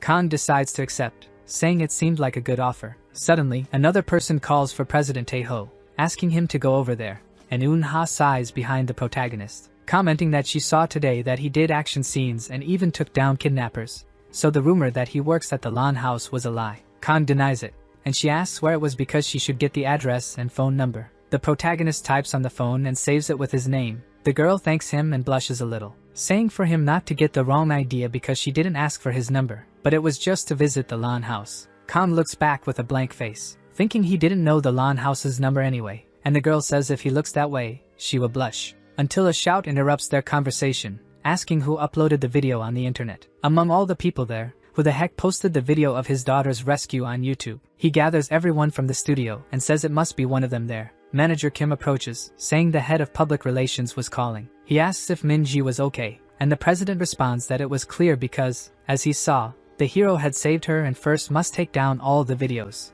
The chief responds that it was difficult to stop since it was spreading across the entire internet, and not just the news. Tae-ho orders to find the original leaker, and the chief responds that he will do his best. The director shouts that he would spare the life of whoever confesses, and his assistant tries to calm him down. Tae-ho calls his wife, who was in the car, and answers quickly. She questions what he did this time, but the president tells her to listen without being angry, because it was about the rescue video of Min-ji that had been leaked all over the internet, and was spreading too fast to stop. But she shouldn't worry because they will find the one who leaked it, and Mi-young responds that it was their daughter. The president is left speechless upon hearing this. Mi-young explains that earlier when she saw the video, she got excited, saying that the snack guy looked like a hero and sent it to the internet. She said the hero needed to be widely known, and Mi-young agreed with her, questioning where the problem was until director Tae-min calls for the president, saying he was very disappointed with him now. Tae-ho tries to calm him and asks him to listen, but the director says he couldn't count on him. The next day at the internet cafe, the girls comment that this was crazy. It looked like a promotional video for that movie, and if someone jumped on a car like that, they would lose their life. Eun-seo invites Aryam to watch the movie when it comes out, and the girl agrees, while Sung-hwan asks if he can join. Aryam says that anyway, that guy looked like Kang-in. Eun-seo responds that the quality was too low to see clearly, but the body shape was similar, but there was no way he would appear in a video like that. Her friend agrees, saying that even if it was Kang-in, it would be too much.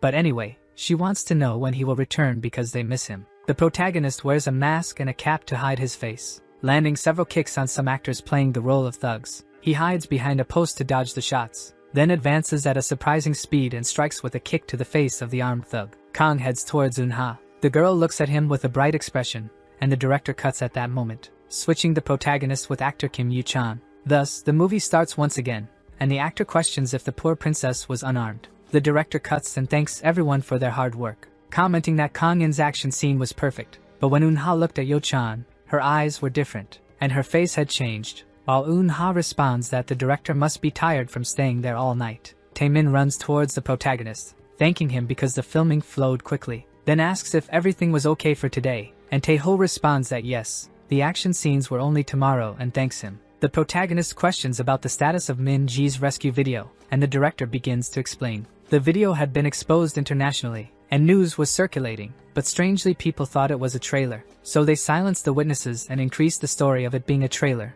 and Kang questions if the gentleman was okay. Tae-ho questions how he thought a father would feel when the rescue video of his daughter was the most viewed in the world. And anyway, he thanks again because they managed to make this movie, and the director says they managed to finish the extra filming ahead of schedule. Shin Eun-ha was a supporting actress, but the script changed, and now she was one of the protagonists, and the girl thinks. Tae-ho says he would like to buy some drinks for the protagonist today. Eun-ha and Yoo-chan had worked hard too, so they all go together, and the director will stay there editing. Jian asks the protagonist to accept because it was the promise from before, and Kang agrees. The artificial intelligence comments that it seemed to be a very expensive place. The drinks were good too, so he should drink as much as he wants, and Jian comments that this robot was unexpectedly wild. Eun-ha grabs a bottle of drink asking for Kang's glass, while Yoo-chan says he will pour the drink for him first. Both argue over who will pour the protagonist's drink because they both owed him. Meanwhile, President Tae-ho fills his glass, and Kang thanks him. The president starts to tell that he always dreamed of being a film director. Since high school, He was around the industry and even filmed some independents a few times, but they had all been disasters. After making many bad films, he realized he had no talent for the area,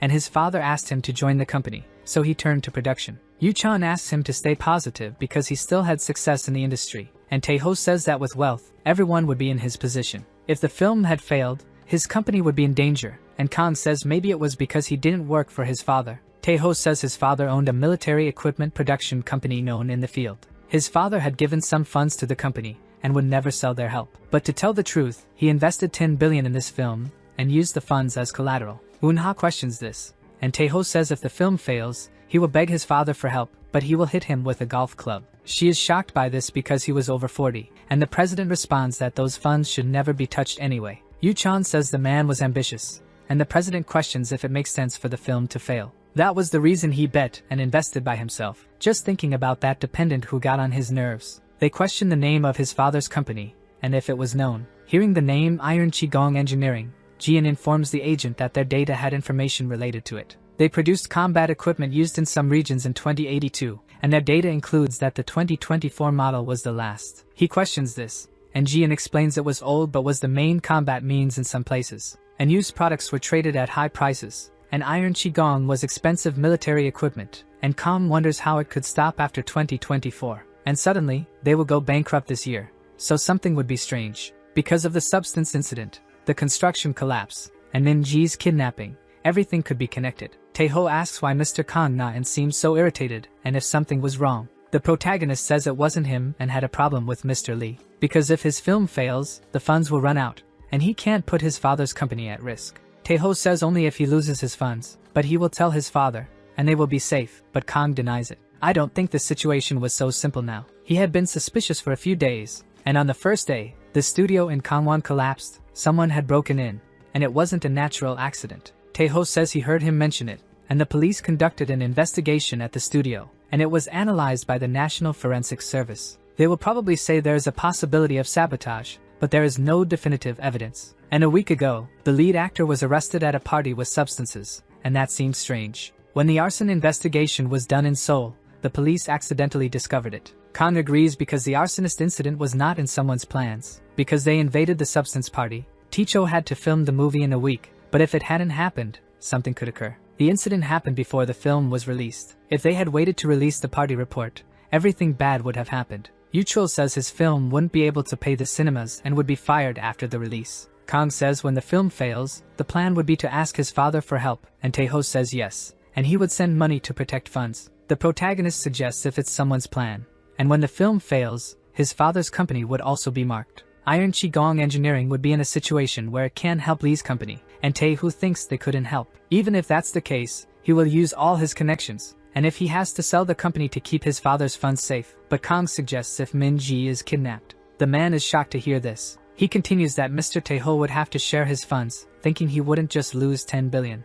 But if his daughter were kidnapped, he would handle the collapse, and all his connections would be trapped, unable to help. Yuchul says the reason people kidnapped, and Kang continues it was for Mr. Lee to lose his sanity and make it easier to mark the funds. Taeho says he didn't plan to go to the studio that day, and Kang mentions that he went there anyway when he collapsed during the first day. The president agrees, and Kang says that the person who collapsed the studio knew Mr. Lee and Min-ji that day. Eun-ha questions if he was saying someone collapsed the studio to hurt her, and Kang says they were targeting an incident. If someone got hurt, there would be chaos, making it easier to kidnap Min-ji. The girl says that if they investigate the kidnapping, they might find the person behind it, and Kang says it can't be handled easily. At the police station, they complain that this bastard doesn't know anything. The three thugs were sitting in the chair. That policeman says he heard about a kidnapped girl who was the daughter of a billionaire. But since the mountain area has no footage, they couldn't capture him and question who spread the rumor. His colleague responds that no one knows clearly, and just said someone from above had ordered it. They must investigate this immediately because there was no footage in the area.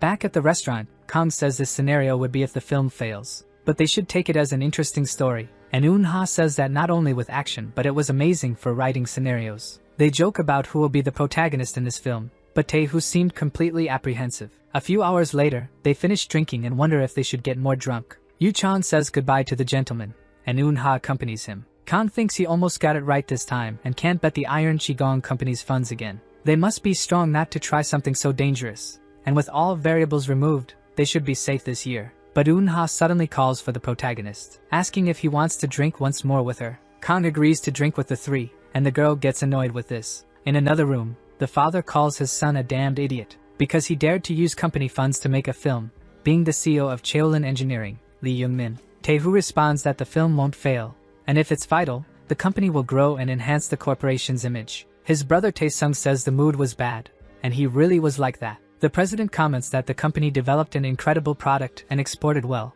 and Tae-sung responds that there were hostile rumors. Their funds were solid, and it seemed like everyone gave up, irritating Tae-hoo, saying that one of these might be the people behind Min-ji's kidnapping, and Tae-sung questions if he will raise his voice in front of his father. One of the companies might have made a film, but brokers wanted to take over his company, which was suspicious. First, they must fix things and ask if he's sure the film will succeed, and Tae-hoo confirms. It had turned out much better than the original, and Young-min questions if it was thanks to the doubled action. The president responds that it was thanks to Mr. Na Kang-in, and thus they can film the movie faster, and it was all because of him. Tae-sung says he was just good at praising actors, and the president says he wasn't ordinary. Young-min says that if his company was doing well, they could attack someone coming from outside, and Tae-sung agrees because they can defend themselves. The CEO calls for his son, warning that if he touches the funds again, he will disinherit him, and Tae-hoo agrees because it won't be repeated. Thinking it was thanks to Mr. Na Kang-in, Tae-sung tells him to get the action actor and give him a role in as many films as possible, and if he can help him, he will be paid again. He says Mr. Na Kang-in was already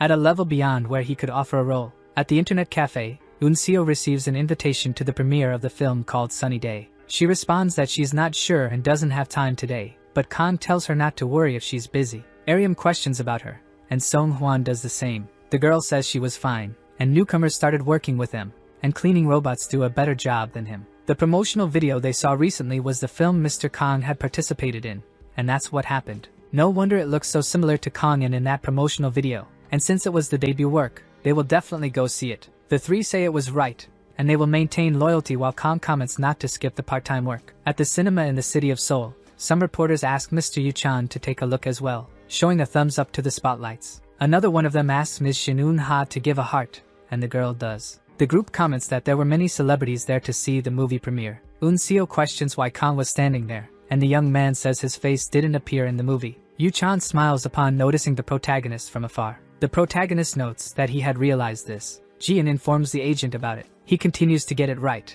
and Aryam suddenly hits the protagonist while shouting, asking if he saw it because Kim Yu-chan had waved at her, and Song-hwan says he was probably doing it for the reporters. Eun-ha notices it was the protagonist, and decides to speak casually, waving at him, but Song-hwan thinks it's for him, saying that the goddess Eun-ha had looked at him, and Aryam says it was probably for the reporters. They continue arguing, and Kang questions where Eun-seo was, seeing that she was around there. Aryam asks if Eun-seo was trying to get an autograph, and Song-hwan approaches, speaking to the deity. Kang questions if the two knew each other, and both confirm. Eun-ha questions how he knew Mr. Kang-in, and Eun-seo responds that her uncle owns the internet cafe, and he works there. The blonde says they knew each other but had different last names. They had lived in the same neighborhood when they were children and knew all her embarrassing stories. Yu-chan complains that he waved his hand a lot earlier, and it hurts, while the protagonist says there were many reporters for him to act as if he knew them. Aryam says Kang-in was talking on equal terms with the great Yu-chan, and Eun-seo was speaking on equal terms with Shin Eun-ha.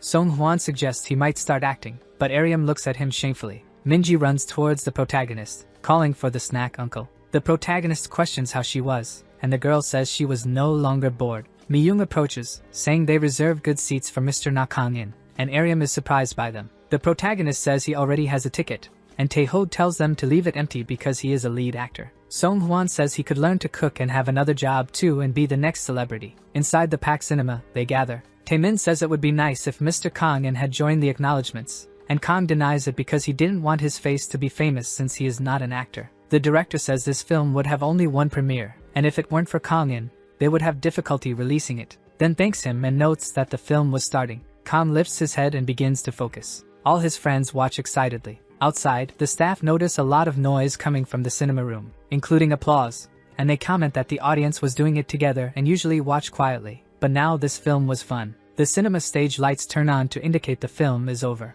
A person claps while standing up because of the film. Jian says that if it weren't for their help, they would have done just an ordinary job, but the quality increased significantly, and Kang says it was fun. The audience comments that the film passed in an instant and was incredible, and now the stage interview with the actors will begin. Tae-min thanks everyone for coming and watching. Currently, he will confess about the work to the audience. The scenes where there was a collapse in the studio were real scenes, and if they find out, some members will say it wasn't right. But he assures that they didn't do it intentionally and simply used the footage with everyone's consent. But it was clear that no one got hurt, and if there were any casualties, they would never have used it. Kang thinks that public opinion might get worse, and it's something the public relations team will handle later. A reporter introduces himself as Kim, and says he has a question for Eun-ha and wants to know if she received treatment for the incident. Because in the film, she seemed shocked. However, the girl says she was completely healthy and was rescued safely. He questions about Yu-chan, and he responds that he probably wouldn't be in this world if he got hurt. His food truck uncle did it. Since he has a body like his,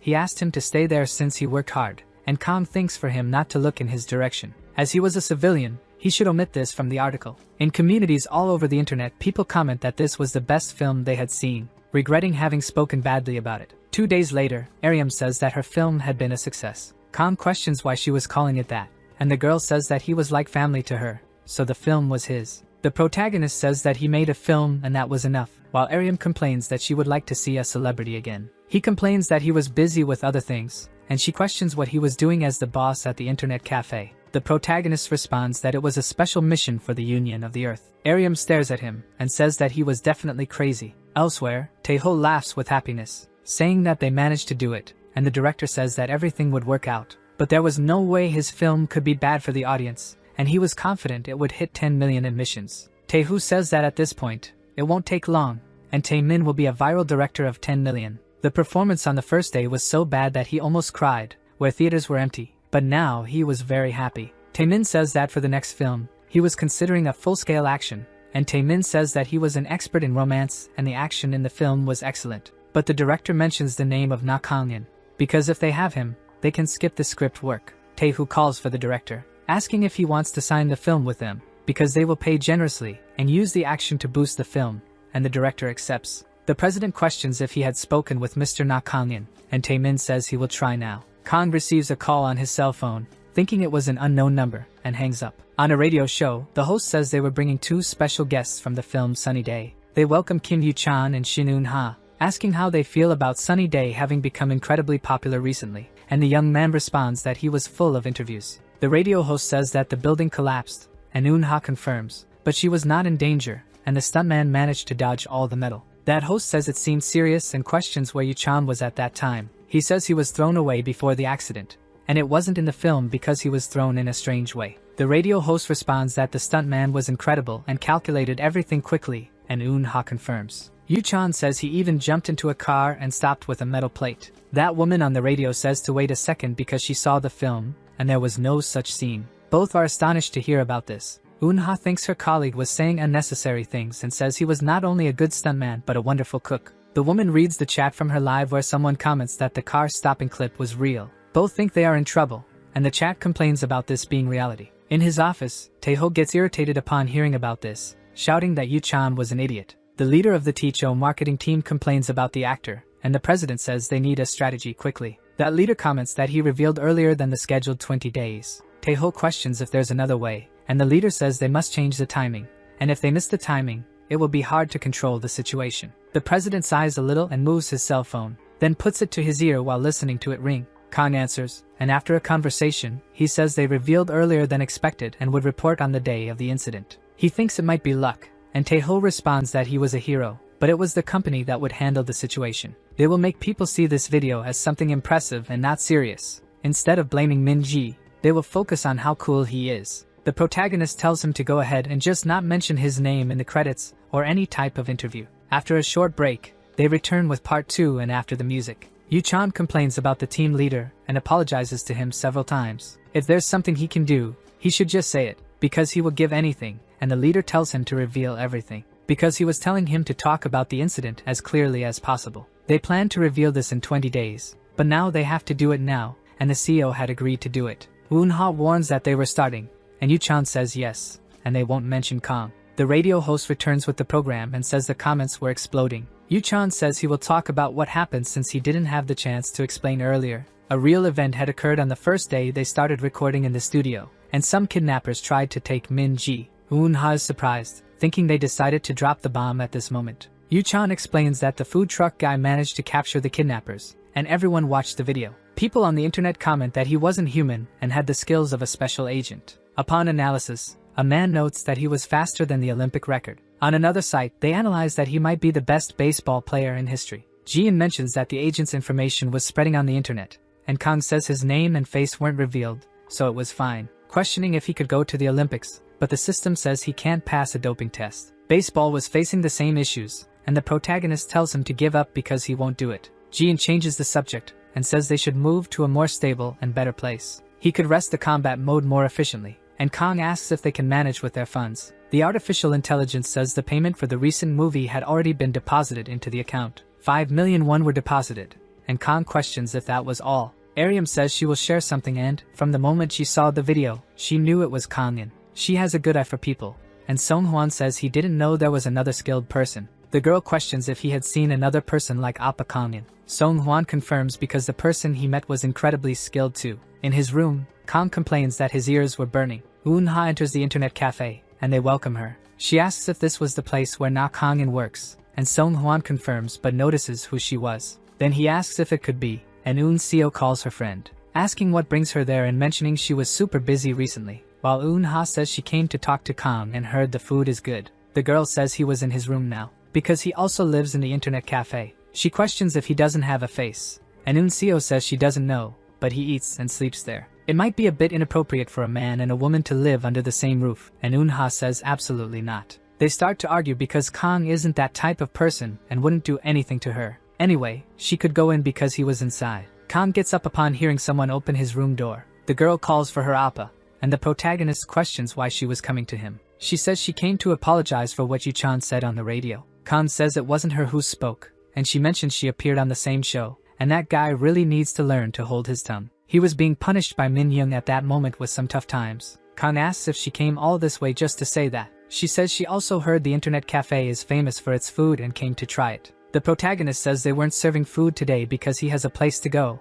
and Eun-ha asks where he's going. He says he needs a place to stay, and as she can see, this wasn't ideal. Eun-ha questions why someone like him was living there, and the protagonist says he has his reasons. The girl imagines the protagonist, thinking he was a type of man with his stories. She says she will go with him, and it would be good to have someone to help him choose, and Kang responds that he can go alone. Both decide to go together and enter a house. The girl is amazed, and the protagonist says it has a refrigerator, an old air conditioner, and everything else. She asks if he isn't paid enough to live in a small apartment, and Kang confirms. Eun-ha says she doesn't understand why someone like him stays in an internet cafe, but now she doesn't even know why he goes to a studio. She questions how much he got and offers to help find the best place with the money he received, and Kang says it was 5 million. The girl is completely taken aback upon hearing the account balance. Then she takes out her phone and starts a call. The person on the other side answers and says it was Shin Eun-ha. Min Young questions what happened and shouldn't say, that she was asking to forgive Kim Yu-chan now, and the actor asks to be spared.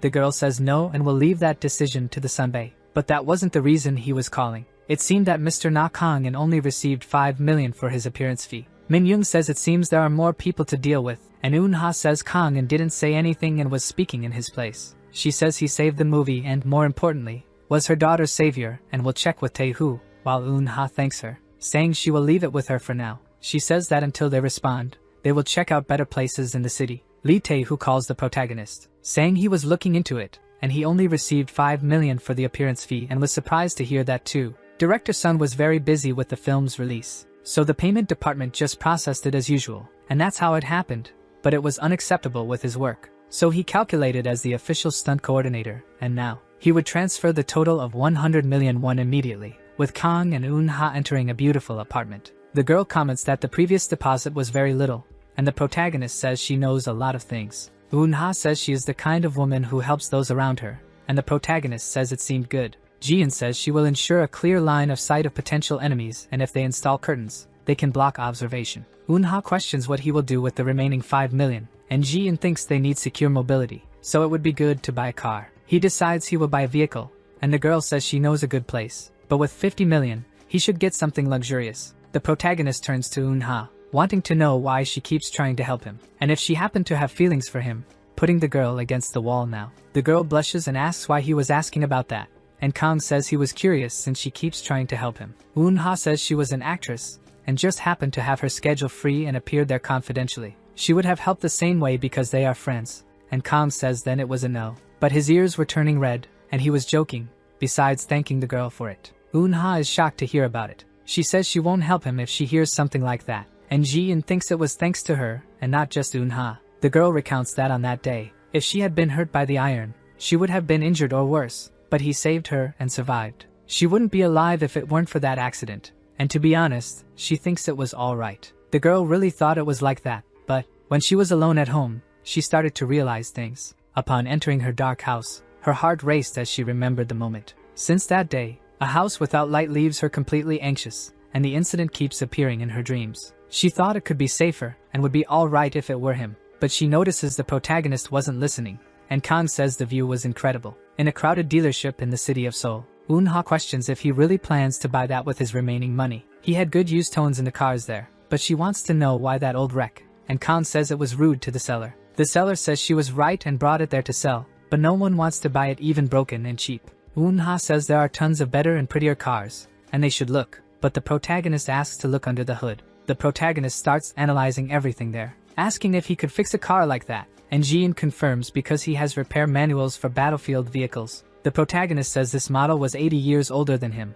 and the AI tells him not to worry. Once he fixes the electrical and fuel systems, everything will work correctly. Kang says he liked it, and Eun-ha says he could get a better car, and she would even lend him some money. The seller asks if he really wants to sell it, and the engine was terrible and won't take responsibility for it, and Kang understands but wants to sell. They decide to make a deal, and Eun-ha is completely shocked. In a public men's restroom, the protagonist asks Ji-in if it wouldn't be better to fix the car in the new apartment's parking lot. The artificial intelligence says this might raise suspicions with the neighbors, and Kang says it was a great place. He had already marked a good location to use as a base and recently had closed deals. He had gathered necessary information while accompanying him, and the protagonist asks if he noticed while they were on the bus, and it was a good job. Ji-in says they should just take the parts they need and repair there. In a place further away from Seoul, Eun-ha asks where this place was, because he was bringing a broken guy to this random place, and the protagonist says not to call his car that. The girl complains, asking if he signed up for a horror movie without telling and brought her there for that reason,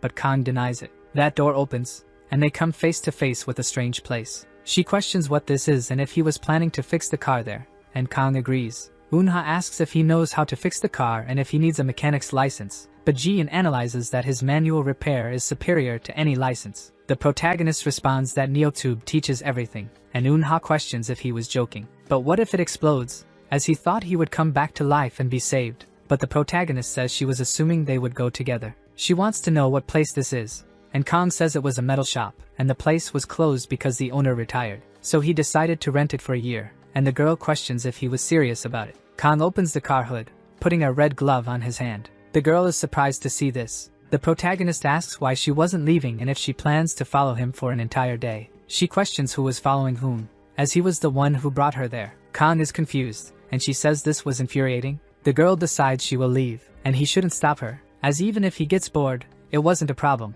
and Kang says they were in the middle of nowhere. She responds that she will just call her manager, but the signal there didn't work since they were deep in the mountains. She questions if she was trapped there, and Kang says that at night, ghosts also come there. The girl trembles with fear. Kang says that honestly, he planned this for a long time, questioning why she thinks he brought her to that place. The girl trembles with fear, saying there's no way, then asks him not to do this because she's not ready, and Kang tells her to stop, and to stay quiet instead of screaming, because she will just help fix the car, and the girl says she doesn't want to get dirty. Ji-in warns that he will show how to fix it and first must remove in the indicated order. Eun-ha complains that he was just annoying while doing it himself, and Kang says her reaction was funny. The girl questions why he doesn't write the order where he will disconnect it, because there was a scene in a movie where someone disconnects the equipped precision, and Kang says not to worry because he remembers all the steps. She says the protagonist has an incredible memory, and Ji-in says it was his memory, while Kang tells him to stop responding to everything. Eun-ha also comments that his hands move precisely and quickly as if he were a machine.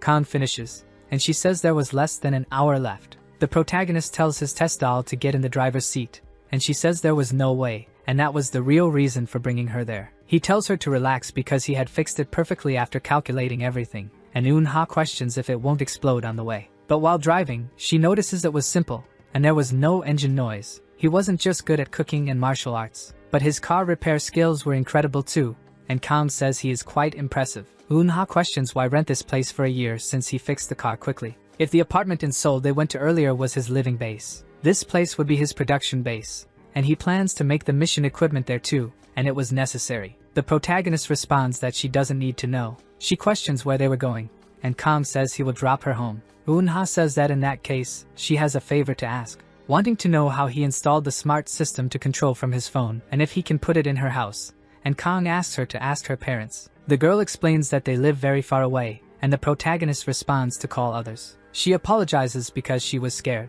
Lately, she keeps dreaming about the scenario collapsing and hasn't been able to sleep. Jean thinks it was a common symptom among soldiers in war zones, and they dreamed about their entire time in the army. He says that rescuing civilians was a basic mission of the army on Earth, so he will help the girl in any way. He enters Eun-ha's house and helps her, informing her that everything was ready and she should turn off the lights to test. Everything goes dark, and the girl starts fiddling with her phone, with everything working shortly after, and she is surprised. She thanks him for it, and the protagonist tells her not to mention it, because he was going to leave, and she tells him to wait, wanting to know if her friend was hungry, because she was going to cook a delicious meal for him, and would give her best. Honestly, she went to the internet cafe because she wanted to taste his food, but since she owed him, she wouldn't ask him to cook again. There is a restaurant she knows, and it was good, and the chef was Gyu Cheo. Jian says that understanding the local culture made integration easier, and high-end restaurants were beyond his budget, and it was a good chance to get information. The protagonist says that the artificial intelligence just wanted to eat,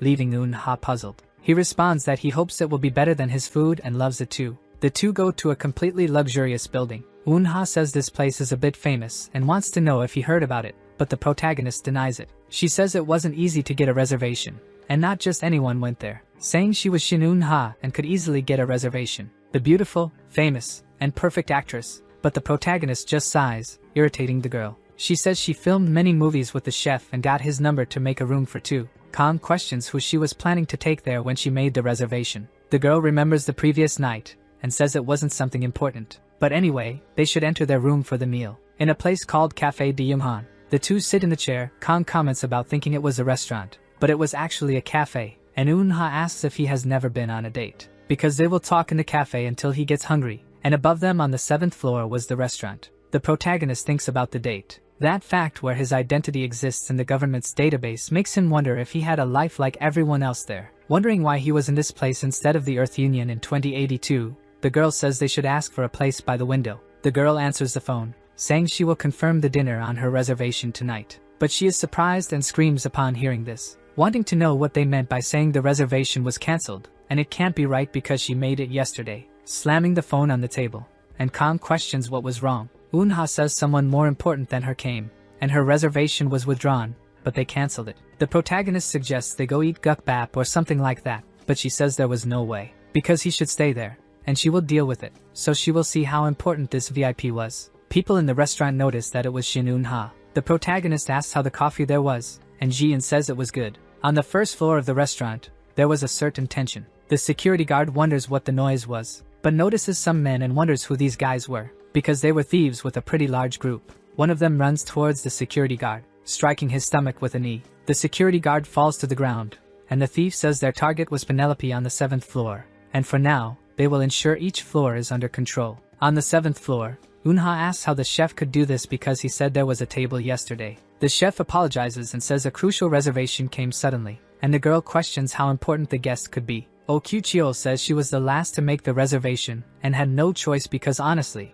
it was last minute and not official. Eun-ha says she had said before and came all this way, and Gyu Cheo apologizes and thought his staff had informed her. If she comes again tomorrow, he promises to treat her properly, and the girl is hesitant, saying she has no excuses to meet tomorrow, and if she asks him to come again, he will refuse, and Gyu Cheo questions who this person is. In another corner of the restaurant, someone is talking on the phone. Tae-hoo says that his brother insisted on coming there and barely managed to book the last night, but now he can't come, and Tae-sung gives his apologies. The young man questions if he will eat alone, and his wife was busy with her scheme. Tae-sung apologizes anyway and says they will talk later. The president says that eating alone is not his style and notices Eun-ha talking to Gyu Cheo. He approaches, and the girl greets President Lee Tae-ho. He questions if she was alone, and Eun-ha denies it because she came with Kang-in, but their reservation was cancelled. The president says that this works out very well, because he was worried about eating alone, but now he will join Kang-in and her. Taeho says that 3 are better than 2, and the girl gets angry. She questions if everything was okay, and Kyuchiol says yes because it was the same as hers before everything. Kang drinks the coffee, saying it was totally amazing. Maybe he can chemically analyze how to make a different coffee, and his tongue wasn't that sensitive. The protagonist looks at Eunha's messages on his phone. Jian questions if the agent really prefers beef soup over gourmet food and was just being polite. Kang says he must be an insect, and this assistant was really annoying today. But he wants to know why Eunha was taking so long because it's been about 20 minutes. Jian says that an anomaly had been detected. All the phones in the area had lost their signal. Besides, the first floor's construction had its shutter closed. Analyzing the noise of the current state of the fire shutter, besides the entrance being completely closed. Reconstructing and interpreting the 4 distinct voices. People wonder why the shutter closed and didn't hear any siren. The protagonist decides he will go down and check. But the system detects an armed person found in the second location. Some people were walking behind the internet cafe. He asks about the armament, and Jian says there were sounds of guns reloading, and he should retreat because they were approaching in 10 seconds. The protagonist says there's only one exit and wants to know where he should go, and Jian tells him to break the cafe window and jump. Kang questions if he is being told to jump to his painless fate, and the robot reminds him that he is on the second floor. The bandits kick open the door. They point their guns forward, shooting at dozens of wine bottles. People wonder what that was because they were shooting the gun. With the closing of a curtain, the bandit orders them to be silent. Anyone who screams will be shot immediately, and they must shut up and move to the hallway. Taeho wonders what is happening and if this is a planned event. Judging by Chief Kyuchiol's face, nothing was planned. Thinking this is real and creating a look of fear on his face, Eunha asks what she could do, and the president tells her to stay calm and do as they say. Everyone moves quietly forward. The girl says that Kangin was on the second floor right now. And that's right, and if you call him, he will come to get you. But a bandit points a gun at her, asking if she doesn't understand the situation because phones are banned and don't work there. Wanting to know if she wants to report this, but the girl denies it, pretending she doesn't know the police number. The bandit orders them to go to the corner of the wall, and the pair moves quickly. Eunha says that Kang and Appa will come since he is strong. Taeho says that no matter how strong he is, everyone is equal before a gun, but they must get out of there immediately. Kang continues staring at the second floor window, wondering about breaking it and escaping, then repeats to himself that rescuing civilians is a fundamental mission of the Earth Alliance. Therefore, retreating is not an option. The bandits open the cafe door. They point their guns and tell them not to move and to keep their hands up. The civilians are completely confused upon seeing this, wondering if it could be an internet live stream because it seemed like someone was confessing today. The bandits get irritated upon hearing this noise. Then they shoot at a cafe window. People think it was a real gun, and he repeats to put their hands up if they don't want to lose their life. Kang whispers to Jian to confirm the enemy's equipment. It was a 9mm semi-automatic gun equipped with a high-performance suppressor. His ammunition was silenced, and the weapon itself had a sound reduction module, and Kang says that with this advanced equipment, there were no thieves. Jian says that currently, the agent had no equipment, his enemy was heavily armed, and due to the disparity, he should escape. It wasn't a tactical decision, and he wonders if there was another reason. Kang says that Eunha wasn't coming down from the 7th floor, and he assumes they took care of him before that. Eunha calls for Kang and Appa, wondering if he wasn't going to come and what would happen now. Taeho notices that the bandits were with a woman, saying that they don't care about civilians and that woman was the target. Eunha wonders who she was and if she was a minister from abroad or something like that, and Taeho says she was Scarlett Kelly, a CEO and head of Omega Tech. The actress says it was a company with shares in Apple and Google, but he denies it, thinking that Omega Tech develops military equipment. Her father, Lee Young-min, was the CEO of Iron Qigong, which built military equipment, but when her brother found out Kelly was there, he requested the reservation. Her company was well known in the film and performance industry, so he knew the Chief Gyuchiol. But now her brother wasn't here, and he was captured. And Eunha says that if this woman is the target, it must be a dispute between weapon manufacturers. The bandit orders the two to be quiet because if they make another sound, he will take their lives, pointing the gun again at Scarlett, and ordering her to say the access code if she wants to live. No matter how much she loved money, it meant nothing if she lost her life. Scarlett questions how much he was earning, because whatever amount he has, she will pay double, and no one has been hurt yet, so they could end it there. The bandit laughs hysterically, saying he refuses, and it wasn't about earning a few extra bucks. Scarlett also refuses because even if they make her suffer, she won't give the access code. The bandit twists her arm, saying he will see if it's true calmly, shooting in the middle of the civilians, which causes chaos. He says there are many of them, and he will take all their lives. Scarlett becomes apprehensive when she hears this. Jian says she detected 2 unusual instances coming from a floor above, and it was similar to the gunshot hitting glass, at least 3 floors higher than that. Kang thinks that if the enemy fired twice, the first shot seemed to be a warning and questions about the second, but Jian says it was glass breaking. The protagonist whispers that breaking glass seemed more dramatic and was perfect for intimidation, and they were probably threatening from behind the shutter. A child suddenly screams in fear. The bandit tells them to shut up and asks if the mother can make him quiet. She tries to calm her son, telling Jaemin not to cry, and she screams for her mother. The bandit continues calling them bastards, then points the gun, saying he told them to shut up and will take the life of every noise they make, with Jian warning that the enemy will shoot civilians. The protagonist appears behind him and says the police are there. That bandit turns and questions when he moved. Kang takes a deep breath and moves his hand from side to side, apologizing because he didn't want to get so much attention while striking a strange pose. He says that children cry when they are scared, and shooting someone for crying wasn't a human act. The bandit tells him to shut up, and the subordinates inform their leader about this guy behind the glass. He asks if the protagonist thought he wouldn't shoot just because he was facing the glass. At this point, they won't even miss the shot, telling him to go to hell while pulling the trigger, but the protagonist appears behind him and lands a kick. With another blow aimed at the assassin's arm, Kang moves, hitting his arm and twisting it. The bandit groans in pain as his bone had been shattered. His weapon flies far away. The boss orders them to get that bastard, and Kang dodges from side to side. Jian says the glass panels were protective with bulletproof capacity and can't be penetrated with those bullets. The protagonist jumps once more onto the table, defending himself with it while the bandits complain that he was dodging everything. The table is suddenly thrown against them. Kang runs amidst the assassins, moving and managing to strike the blow on their heads. Everyone stands still, and the boss groans a little on the ground. He curses that bastard while holding the weapon. The protagonist notices this, but something hits him suddenly. Jian says he was showing the bullet's trajectory, and he must dodge. People are astonished, and the shot grazes the protagonist's arm. He performs a maneuver to leap towards the bandit. That boss wonders how a person can dodge every bullet. The protagonist lands a kick on the villain's head, driving him into the ground. He maintains his combat stance. People comment that the man won and thank him for saving them. To think he managed to defeat those armed men so easily. Jian warns that there were children approaching the agent. The boy asks if he is a superhero and defeated everyone at once. The artificial intelligence says the witness had a lot of blood, which wasn't good for the children's mental health. The protagonist notices the underwear he was wearing. Then he moves it with all his strength, leaving the children confused. But the guy places the underwear on the bandit's face, and the kids question what the man was doing. Kang says they don't need to worry, and his arm wasn't hurt, so they shouldn't be concerned. There were 3 semi-automatic weapons with 3.5 cartridges. Jian says he finally got the weapons and must disarm them all, and the protagonist wonders if he can do that with so many people watching. With this level of control, other groups might be waiting outside, and escaping could be dangerous, and the AI agrees as it would be difficult. Civilians, unlike the agent, have a high chance of perishing, and Kang comments that Unha was probably on the 7th floor, and they need to make a plan before moving. If they don't move quietly, people might be in danger, and he is somewhat wise. The protagonist looks at the masked men, removing the masks from their faces. Jian says they look like outsiders, and all 3 have the same ethnicity.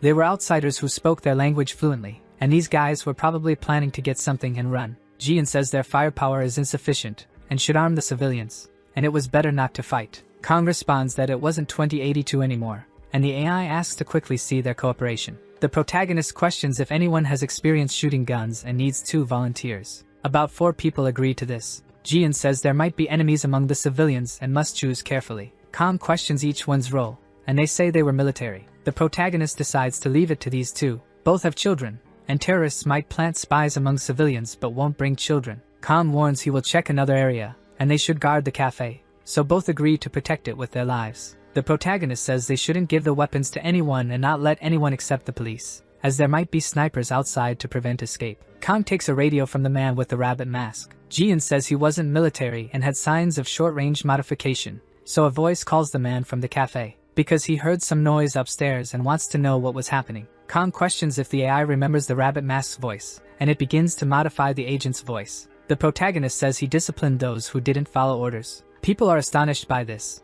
and the person on the radio asks if he was acting recklessly again. Kang says they need to show these guys that they aren't just 3 people and will go up for a moment. He stands up and asks if a woman has a compact mirror, and she does. The protagonist thanks her with a wide smile, making all the girls blush. Kang goes up the stairs, commenting that they disabled the elevators. However, Jian says there was movement coming from the 1st floor. A bandit questions how he managed to handle the civilians he brought, and Jian activates combat mode due to the suspicious presence. That thief says the people are amateurs and will go up first to check, Khan reflects that there were people in the cafe and were probably talking, but these guys don't know if their allies are amateurs. This means they haven't been colleagues for long, and someone gathered them for an operation, and if someone important enough to cancel Eunha's reservation was there. The boss was probably on the 7th floor in the restaurant, and Jian warns there will be contact with the enemy in 2 seconds. Khan goes up the stairs and looks at the bandit who was climbing, striking his face easily and leaving him knocked out on the floor. Khan places a mirror by the side of the door, noticing a guard was walking while humming something.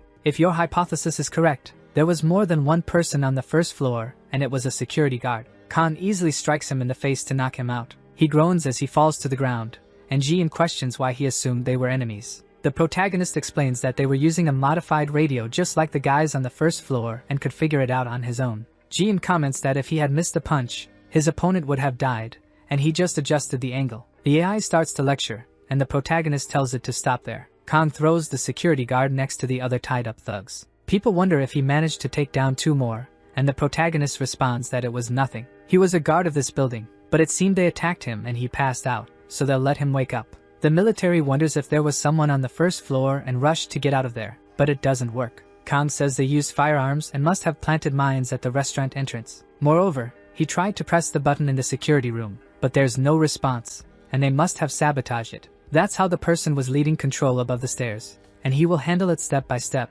so they should wait there. Khan goes up the stairs again, and Jian warns that there were no sounds of people coming from the 3rd floor. All rooms besides the office seemed locked. Since it was the weekend, no one was coming to that area. There was no sound of breathing coming from the 4th floor either. There was a faint spark coming from above at the open door, and the protagonist should check. He opens it suddenly, and Jian says he found the control room. There were sparks from each generator's hard drive, completely destroyed with the computers broken as well. They made it impossible to recover footage, phone, or internet lines, blocking everything from the building. Khan says the 1st floor was the lobby, and the 2nd is the cafe, and the armed forces were above that, so the target is not Eunha. She is a supporting actress, and the AI knew that. With the evening of that place, a man in a camouflage hood sits while drinking a bit. He looks to the side and notices the police car, wondering why they were there since communication was completely cut off, and wants to know how the report was made. Then he warns that they got visitors and should patrol a car. There were 2 officers inside, and on the 7th floor, they receive the message. The radio on the 2nd floor catches the protagonist's attention,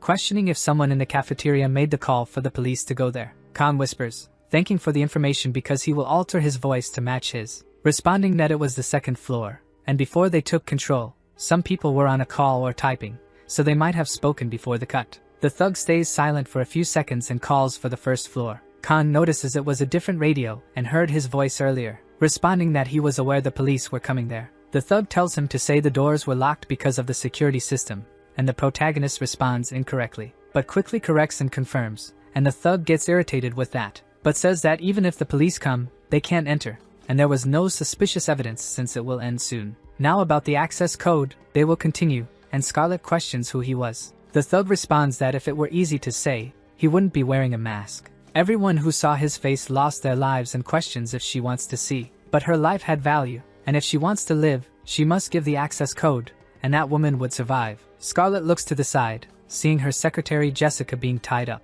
The redhead bites her lip and says the password was Prometheus, Ouroboros, and Pandora. Those were the 3 steps for the access code, and now that she spoke, they should let her go, and the thug says he will check first. His men outside weren't for decoration, and if the access code is false, her friends would lose their lives. Ordering to check the password of Prometheus, Ouroboros, and Pandora, Scarlet tries to reverse her mistake, saying it was a lie. Access is denied, and the thug pulls the trigger, hitting the secretary's head and leaving Scarlet with her face stained with blood. Her secretary was lying on the ground, and the woman calls her name in fear, screaming with her remaining strength, but the thug says she was foolish, because the time for games was over now. Outside, the police officer questions if it wasn't a prank, and they were sure of it. Someone from the cafe had apparently made a call, and it had been something massive there. But the police officers noticed something when looking at the sky. A set of signs indicated that the building was being occupied by terrorists. They should call the police, please. The officer decides they would go back. He wonders who the hell would play such a prank because he was very sleepy. His colleague looks to the side a bit apprehensive but decides to leave as well.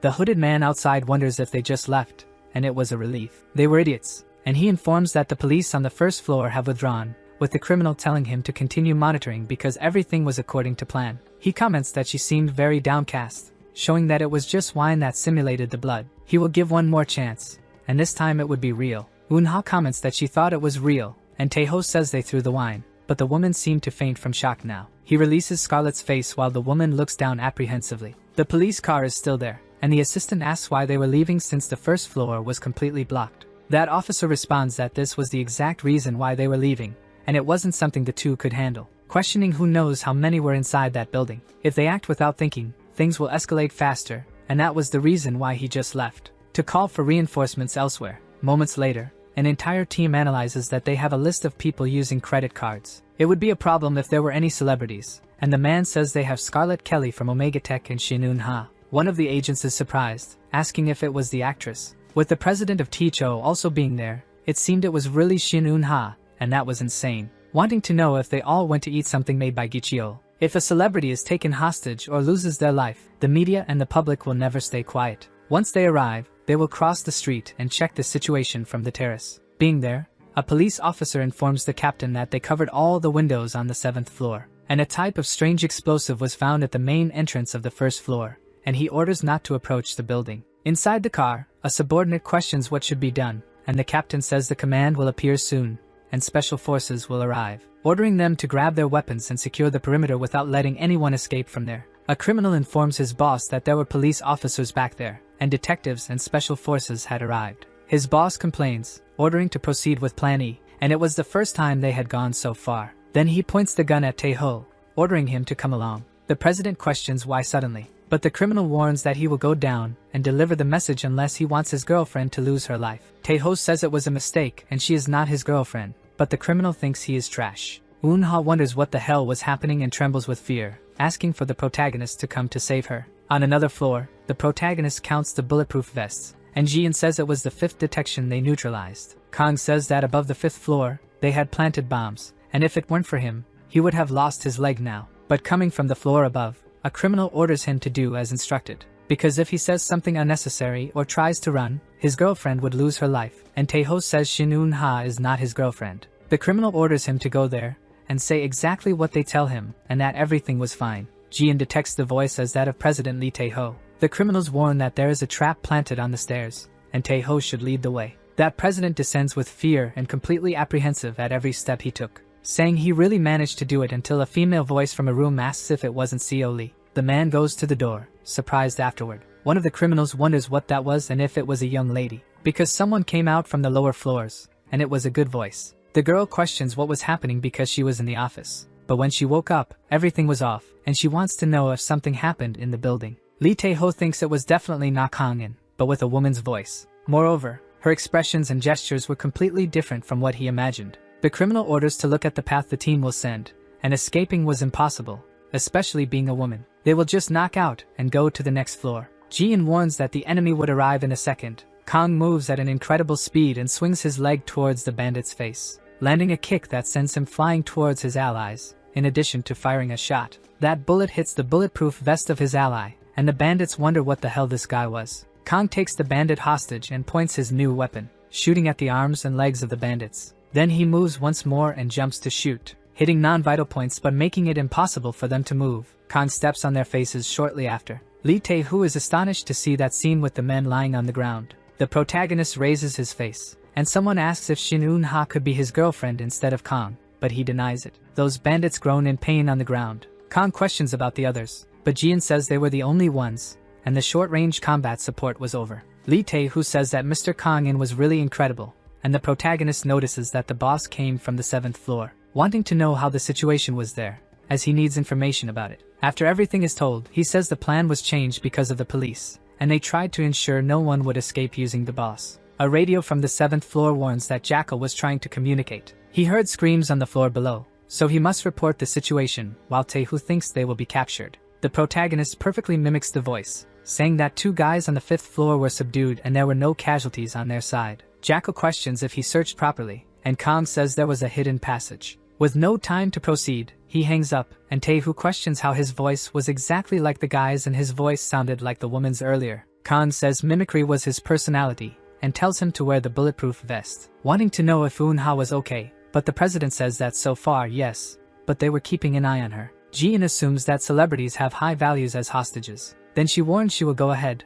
while Taehu says he has a gun too, so he will fight by her side, because he had served in the army and is a reservist who was a sergeant. Kang questions his position, and the president is a little hesitant, saying he was in the promotional unit of the defense minister, and Kang tells him to stay there. Besides keeping an eye on the guys who were unconscious, and Taehu questions what if they wake up. The protagonist tells him to shoot them in the head because it will take them down easily, but the man responds he will focus only on the body. On the upper floor, Jackal orders to give the code quickly. Scarlet responds that even if they take her life, she would never tell, making the man even angrier. He points the gun, saying she should just lose her life until some subordinates are thrown back. The men turn around, and Scarlet is astonished by the protagonist punching and sending 2 men flying. People wonder what this is and if it was the police. Eun-ha just calls for Kang Naeun, but a bandit covers her mouth. Others continue shooting at him while they walk, but the protagonist dodges all the shots with his perfect acrobatics, then uses his strength to propel off the wall. Advancing with his hands ready to neutralize the weapons, the protagonist grabs the arm of one of the bandits, spinning him several times and slamming him into the ground with a knee strike shortly after. Kang draws his weapon while talking to Ji-in, pointing at the bandits while the civilians on the 7th floor wonder if it was the police or a hero. The system warns that Shin Eun-ha had disappeared, then questions where the others were, and a civilian says the masked man took the actress and Scarlet downstairs. Kang tells everyone to go down the stairs because on the 5th floor they will find President Lee Tae-ho, so they should join the civilians on the 2nd floor. In another room, the bandits say that guy didn't seem like a cop, and he responds that his goal was to escape with the target, but wants to know why take this woman, as she talked so loudly it drove him crazy, and Eun-ha screams for Kang and to save her. The bandit says if the police blackmail them, they should just throw her, and she is perfect to be threatened until they extract the Omega Tech codes. Eun-ha tells those bastards to stop speaking in their beastly language. Suddenly Kang-in enters the room, breaking the door with a kick. He walks calmly towards the bandits. 2 of them run towards him, calling him a bastard, but Ji-in anticipates the trajectory of the knives and marks for the protagonist to dodge. Kang advances with his eyes shining, jumping while using the wall for momentum. Then he shoots at the backs of the bandits. The one holding Eun-ha in his arms says he was a stupid fool and tries to shoot upwards, but Kang performs other acrobatics to dodge with extreme ease, telling Eun-ha to duck while he points the gun. The woman obeys his commands, and Kang lands 3 shots on the bandit, who releases the actress. He falls backward, leaving the crime scene calmer, with only a wound on his shoulder that makes the bandit groan in pain. Jackal orders the bastard to stop, and Scarlet asks to be freed. The man looks at the woman and points the gun at her arm. Blood flies around the room, and Eun-ha screams in panic. The woman's arm is damaged, and Jackal points the gun at her head, warning that she was the next target, and if he doesn't drop the gun, they will take her life immediately. Kang throws his pistol to the other side of the room without hesitation. Scarlet is astonished to see this and stares at the protagonist, breathing heavily. Outside, the police successfully disarm the mine. The armed forces begin to enter the location. Everyone was apprehensive, but they decide not to shoot the people coming out as they seem to be civilians. The women recount that the terrorists with guns entered the cafe and tried to shoot. Everyone thought they would lose their lives, but someone even more terrifying than them had appeared on the scene. He dodged the bullets in the blink of an eye and took everyone down. The atmosphere was tense, and not counting him, everyone must have lost their lives. The captain says he was talking about a ghost or a ninja who dodged all the bullets and took down the terrorists without getting hurt, wanting to know what kind of nonsense this was, while his subordinate says everyone must be having hallucinations caused by panic. Maybe they were hallucinogenic weapons, so he must ensure his team wears gas masks. Inside the building, Eun-ha asks if her appa is insane for throwing the gun, but the protagonist says he will let him shoot. Jackal questions how he got there and received a report about no problems on the lower floors. Kang drops all the radios that were under his shirt, imitating the subordinate's voice while saying it was him, and his boss was falling for it, because it was he who made all the voices, and Jackal gets irritated upon understanding the same information he repeated, but curses the situation, only shooting at the protagonist. Kang grabs a kitchen knife that was on the table, advancing while dodging the shots at unimaginable speed and throws it at Jackal's arm. Scarlet falls into Eun-ha's arms. Kang tells them to use him as a shield and leave calmly, because he will end this, and Jackal calls him a bastard, wanting to know where he came from and what his codename was. The protagonist lowers his head, saying he will say it only once and must listen with full attention, then advances, landing a punch on his opponent's stomach repeatedly, then strikes his chin, knocking out some teeth, landing a kick to the head and others to the stomach. Thus, Jackal is thrown far and collides with the piano. Kang remains standing and says his codename was K-Batcha. Jackal wonders what that meant. Ji-in reminds the protagonist that the hostage has a wound on her arm and needs first aid. Gyu-cheol enters the room suddenly, asking if Scarlet was okay. Kang says it was a good time, and Eun-ha asks if he was watching from a safe distance. But the protagonist opens the first aid kit and starts selecting the equipment. Scarlet was impressed, and Jian says the wound wasn't deep and it seemed the bullet only grazed her. The bone and veins were intact, and it wasn't life-threatening, saying the wound wasn't deep, but she should go to the hospital now. Scarlet thanks the special agent for saving her life, and Eun-ha questions if she speaks Korean, because they were in all this trouble because of her, and Scarlet says her grandmother is Korean. Eun-ha says she speaks Korean clearly but was using English, and she explains he was probably a US agent to protect her, but the protagonist responds that he is just a local food vendor. The Special Forces agents climb the stairs quickly and cautiously, ordering to stay alert because you never know what might happen. Taeho notices that people were climbing. Then he says it was the police, and the agents ask who he was. The president cries with happiness because they were there, but the agents order him to drop the weapons immediately. Taeho approaches, saying he seriously thought he would lose his life waiting for them. After a few minutes, they confirm the identity of President Lee Taeho, questioning if it was he who took them down, but the president denies it since the person came and hit everyone with ease. The guards quickly duck when they notice there are landmine bombs in the corner of the room. Lee Taeho picks it up with his hand, asking if it was that. Since they had already been disarmed, the agents tell this idiot to close that bomb before it explodes. The bald man welcomes them to his restaurant upstairs. Those agents wonder if it was a flash grenade but soon identify Chief Gyuchul. He tells them not to worry because everyone was safe there. There was only one injured person, but she received first aid and was fine now. The police wonder if this person dealt with the terrorists, and Eun-ha says they were all unconscious. Each of those who were inside the building. The agents are apprehensive seeing this, wondering why they came all this way. Outside, the police deduce that the terrorists were disguised among the civilians and must check each person. Then they thank Mr. Kang because they avoided a disaster. They also quickly identified the leader and hand some coffee to the protagonist. The leader was Jackal, an international criminal involved in terrorism, thefts, and kidnapping. He was on Interpol's radar and wonders how he could defeat this guy with a single blow. Kang says they seemed like mercenaries, and the police officer is surprised he even noticed that. Jackal had only 3 real subordinates, and the rest were specifically hired knowing fluent Korean. In this case, someone lured the American woman into the building, and it was one of his employees who recommended the place. The United States investigation agencies will handle this, and Kang looks out the window thoughtfully. The police officer wants to know how he fought alone, and it was admirable. But it wasn't something they could easily do, even being police against armed terrorists. Moreover, he noticed that none of them had their lives threatened by the wounds, and even the gunshot wounds were not in critical areas. Asking how he acquired such skills, because he heard he wasn't from the Special Forces, and Jian says the officer doubts the protagonist's identity. There was a list of excuses for the infiltration and operation manual. Kang says that about 2 years ago, he left the army. Then he trained in the mountains during that time, staying under the waterfall for 7 days. He traveled in the Taibik Mountains for training, digging ginsengs when hungry. The protagonist created his own martial art that incorporates weapons and practiced with water pistols. The martial art is called the gun fist style. Practicing with water weapons works well, and this could be the power of talent, and the police officer thinks it was impressive but seemed like nonsense. In an emergency room of a Korean hospital, the doctors are impressed to see Scarlet. Because of that scar, the pattern and shape was something he remembered. It was that person he had mentioned before. Then he questions who stitched the wound, and Scarlet asks why he asks. The doctor responds that he was curious, but the woman replies she can't say that. Jessica interrupts, saying they were attacked by terrorists,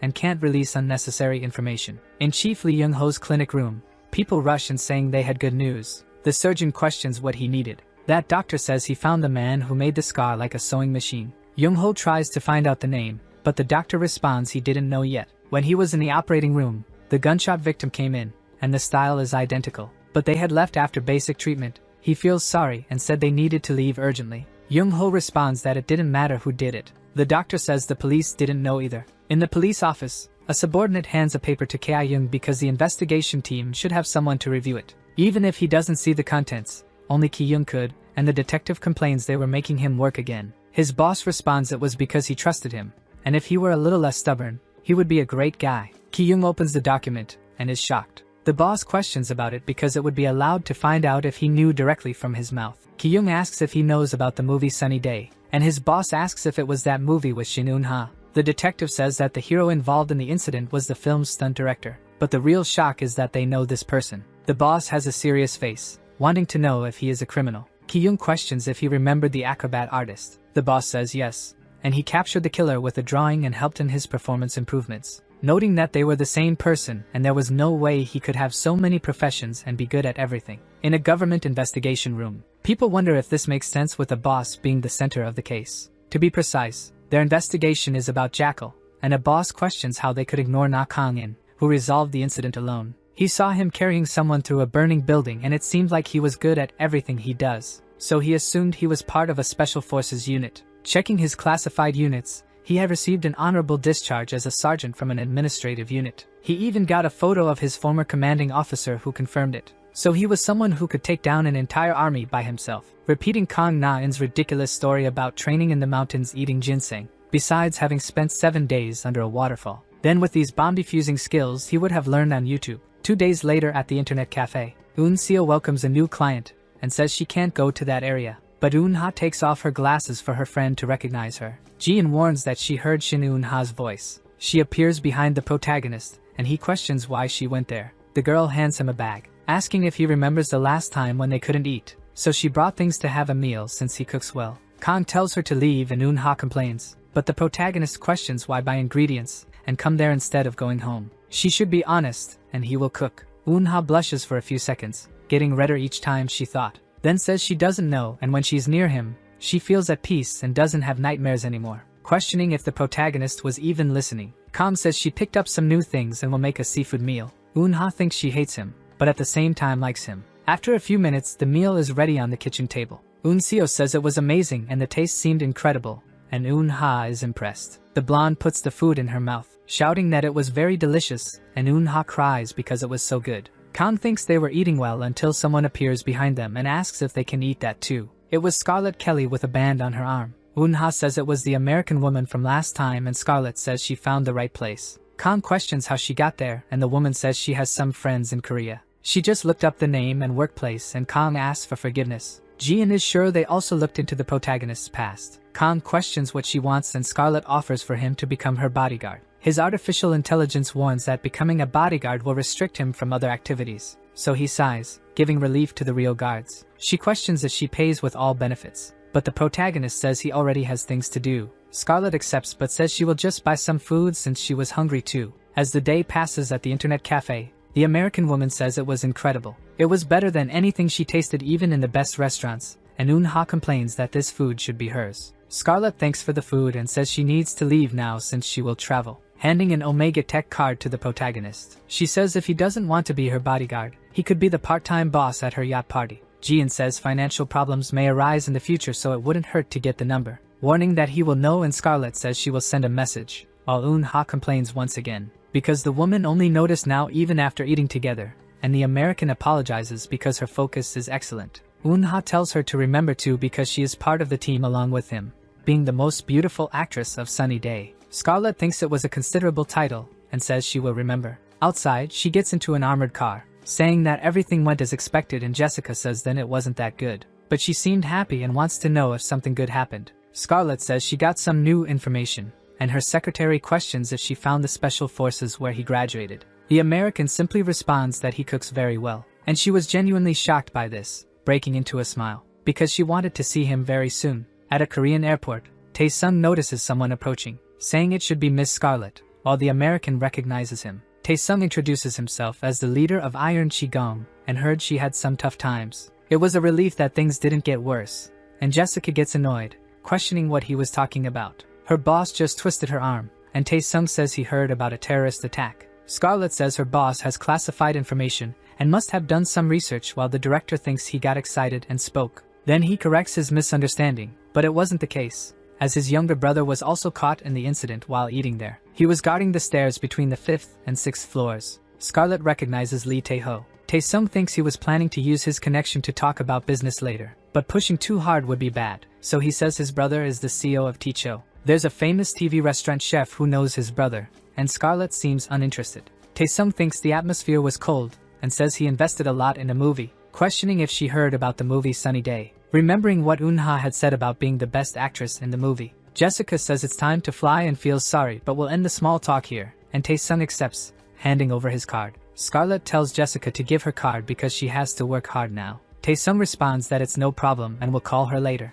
The next day in another building, the doctors analyze that from the photos, The technique used was the same. It was clearly done by the same doctor, and everything was identical, including the space. The precision and speed of the sutures left no doubt it was the same person. Young-ho responds that they don't know the doctor's name, and the police refuse to give information. His subordinate responds that they need this doctor to perform Young-ji's surgery, and Young-ho says he will strive every second to find out, sighing while clutching the paper and trying to figure out what this doctor might be doing now. At the protagonist's workshop, Eun-ha questions what he was doing, and the protagonist responds that he was fixing a machine because it was broken. It was a metal cutting machine, and he needs to fix it before repairing any other equipment. Eun-ha says that now he even works with metal, while the machine starts to spin. She questions if he was okay, and Kang says he's really good at fixing things like this, telling her to watch because he's the cutting warrior but gets no response. Jian says the equipment was completely broken. Kang complains that she could fix it, and the artificial intelligence says the condition was worse than expected. He needs to buy additional materials, and Eun-ha questions what he was whispering,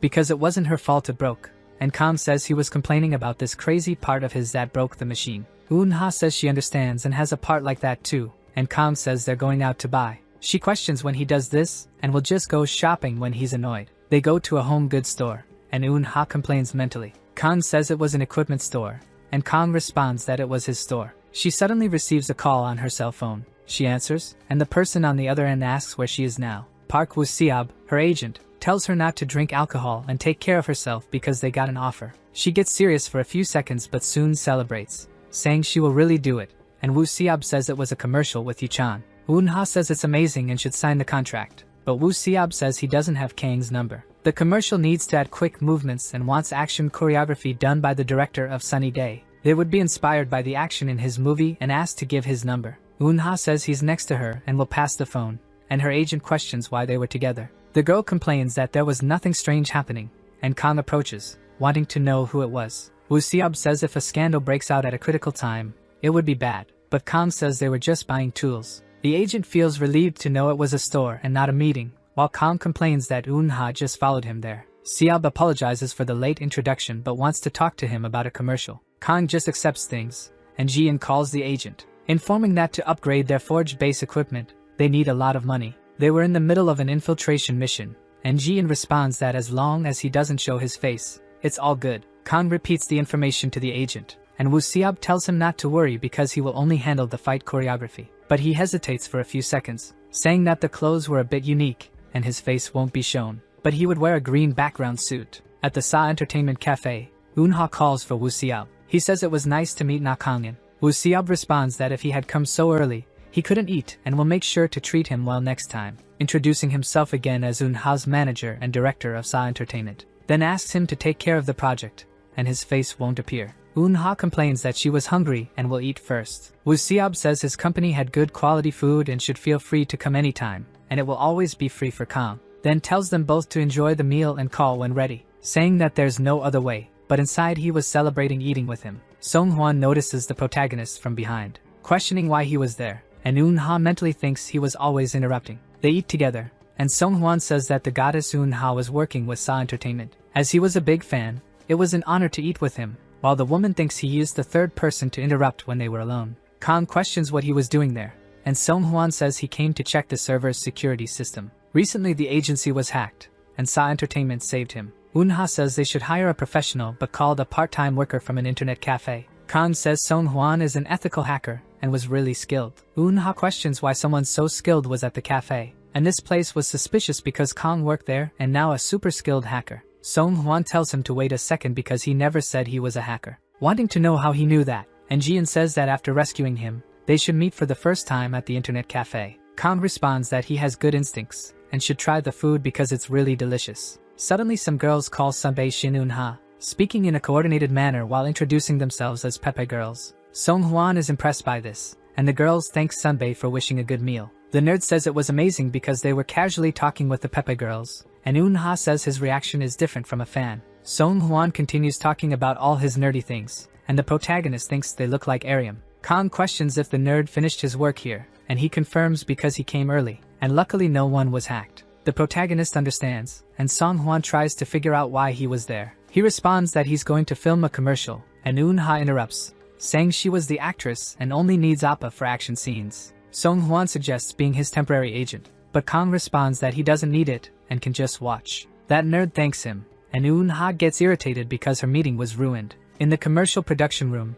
people are impressed to hear about the martial arts director from Sunny Day. It was nice to meet him, and the person introduces himself as the commercial producer. Their previous director got injured, and the production was almost cancelled, but he was grateful he showed up at the last minute. Woo Seob says the filming will be tomorrow, but time is short, and they should start immediately. Kang asks if his artificial intelligence is okay with this, and Jian confirms because it was a good strategy. The protagonist warns that there's time, and Eun-ha freaks out, telling him to stop now, while Woo Seob says it was a good opportunity. He will handle the contract while Kang films, and will keep an eye on everything to make sure they don't mess with the guy while Jian adds him to the list of good people. Anyway, they start changing clothes. Kang wears that green suit, saying it was more ridiculous than expected and wants to know if people wear this in 2082, but the robot denies it because technology was advanced. Yu-chan looks at the protagonist and says hello to him, but he is impressed and starts laughing when he sees his outfit. The actor says it was amazing to see him in those clothes and it was very funny. Eun-ha asks if her appa was an idiot for coming there wearing just those few clothes. At least he should put on a green short on top,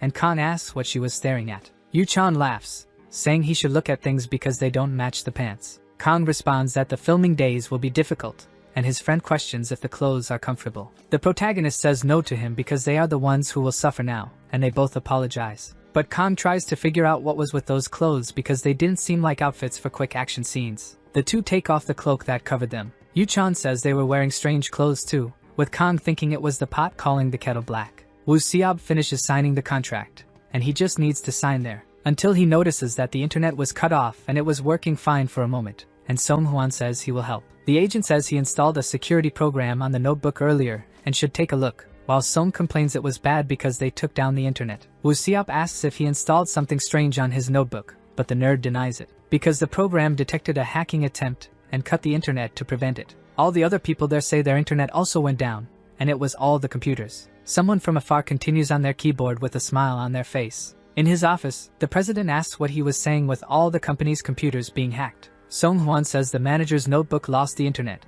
so he checked, and everyone was in the same situation, being targets of hacker attacks. The president asks if he's sure it was a hack, and the nerd confirms. That boss questions what kind of mix was something like that, and he's a hacker, so he should answer. Song-hwan responds that he specialized in defense and not tracking, but the CEO tells him to do anything because he'll give 10 million won. Kang hears about the amount and gets a serious face. Song-hwan says tracking wasn't something anyone can do, and for that, they need to start cooperation to hire a professional company. The protagonist recognizes the robot's voice and says he must be trying to make money while Jian says he will demonstrate his immense capability. Kang walks, telling them to leave it to him. Song-hwan questions if it was a joke, and if he says something like that in a serious situation, people will believe it. The president questions if the martial arts director could find where the hacker is. Kang responds that 10 million won is more than enough, so they go to the notebook. Kang inserts a flash drive, thinking it was a good thing he carried the program used last time. Then he starts typing and working on the computer. Jian analyzes the traces that won't last long,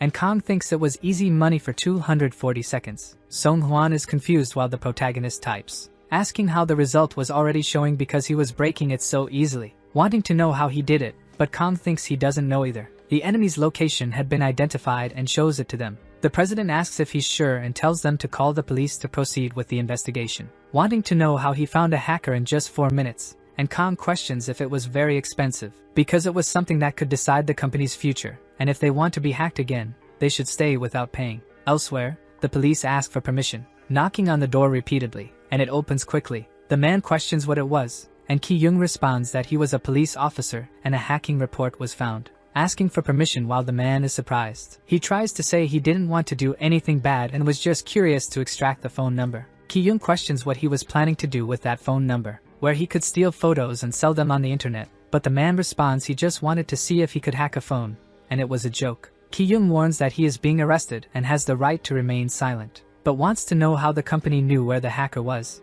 as they were just a production team, and the boss says they tried to hire a specialist. He was probably insanely skilled. The producer calls his boss and shouts that they managed to capture the hacker. Some crazy person had hacked just to get information about a celebrity, and Woo Seob says Kang-in was incredible with jokes and hacking, wanting to know if there's something he can't do, but the protagonist responds that he doesn't know how to fail. Eun-ha questions what he did that was so impressive, but Song-hwan says it's insane. The woman thinks he could be her perfect future husband. The producer warns that since the martial arts director bought time, it won't take much longer. He really would like to finish filming today and wonders if it was possible. Jian thinks she can't wear that ridiculous outfit tomorrow, and Kang responds that no matter what, they would finish today, because they were going in Sparta mode, and the team says it was incredible. A soda is opened, and its fizz spreads throughout the place. Yu-chan walks the streets shirtless with a cold face, giving a smile. Eun-ha follows him in the same way, saying hello to player 1. Thus begins the filming as if it were a fighting game. Yu-chan advances with a punch towards her,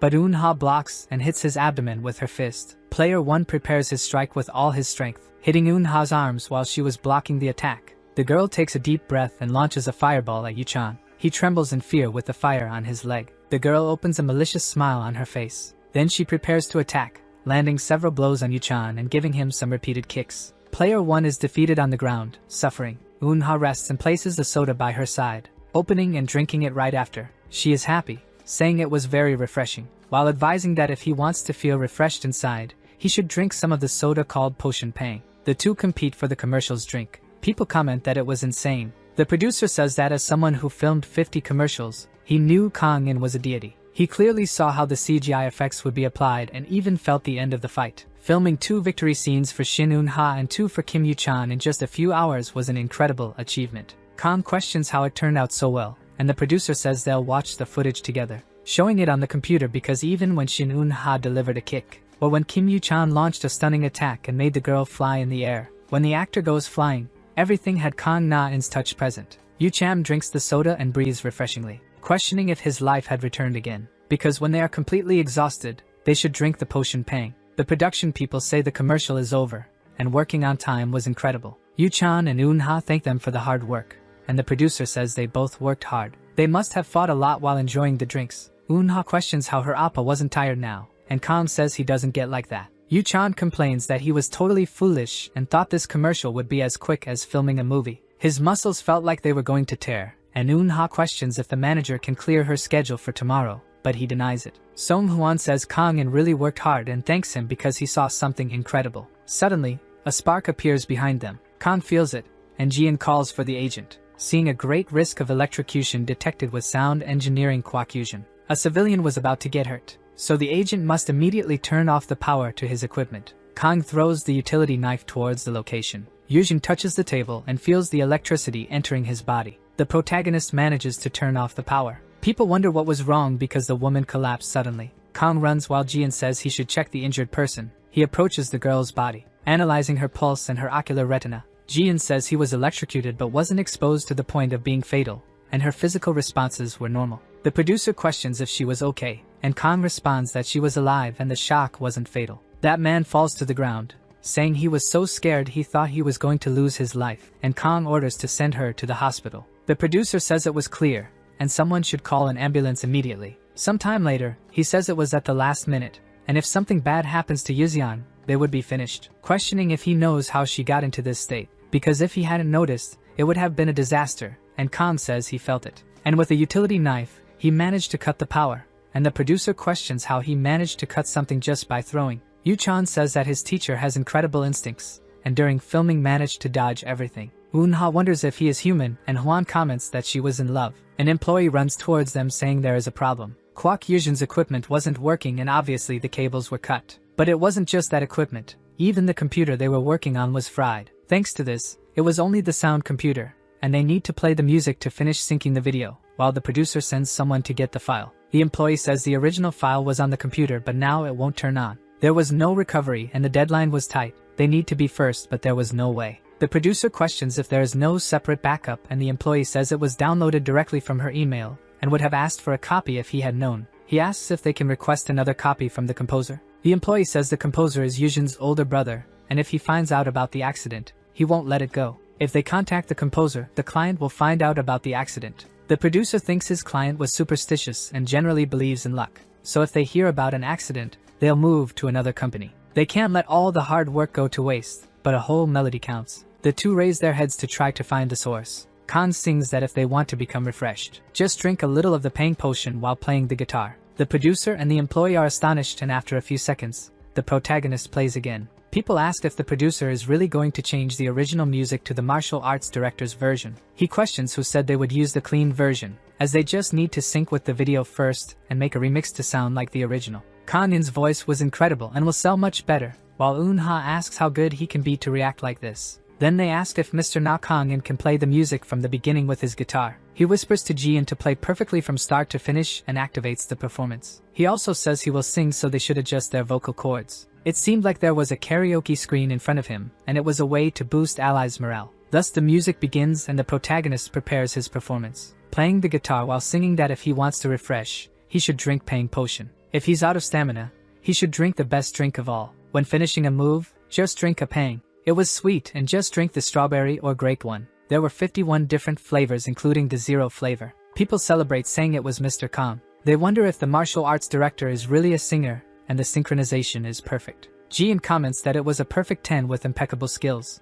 The employee says his hope was so precise that he can hear and was totally relaxed in his legs. That producer cries with so much happiness, saying they need to use Kang In's version in the commercial, while the employee questions about the original music. The producer responds that if the version was good, it would be better with the studio recording and they will use both, thus adding variety, and it will be amazing, while the contractors will love it. A week later, the video appears on YouTube. Ariam says the singer's voice sounded like Kang In's, and Song Hwan questions why she thinks that, since it was Kang singing and she heard him live, while Ariam says it was reality, and they should take her next time. Eun-seo says Kang In was really very talented. Even her sister Eun-ha was showing her old version again, and the actress calls for her, giving the blonde a scare immediately. Eun-seo says she was about to share her stories, but Ha says if she wants to stay safe she should wisely say the words, but wants to know where Kang In was, and the blonde says he went to a lunch today. Eun-ha thinks she was planning to take him to lunch and celebrate his launch as a singer, wanting to know where he might have gone. Inside a very fancy place, Yujin really thanks the protagonist, because she appreciates him for saving her, and she was so grateful that he allowed them to have lunch together. Kang says anyone would do the same, and Yuseong responds that he was very kind but only he saved her. The protagonist wants to know what place this is because it seemed very expensive for a sound engineer's salary, and the girl says it was the least. But her older brother will pay today, showing a limitless card. Ji-in says he hasn't had many chances for high-class meals, so he should eat something tasty, while Kang says he was grateful for it. Yu-chan approaches, talking to his friend, because he was eating there too, and a waiter recognizes him. He welcomes Yu-chan, and the actor says he was looking for Chef John Dong-seon's food today. Yu-chan says the girl was that sound engineer who was carried last time, and he has a good memory. Apparently, she was trying to thank him for being saved, and Chef Dong-seon's food was incredible, wanting to know if he was there to gather information about the food and get better at cooking. The chef takes his hand off the plate and looks with disdain, wanting to know if the protagonist was a cook, and if a spy came to his restaurant because this rookie was really trying to steal his secrets. Ji-in warns that the chef didn't seem excited and thinks he was trying to steal the recipes. Kang says he misunderstood and wasn't a spy,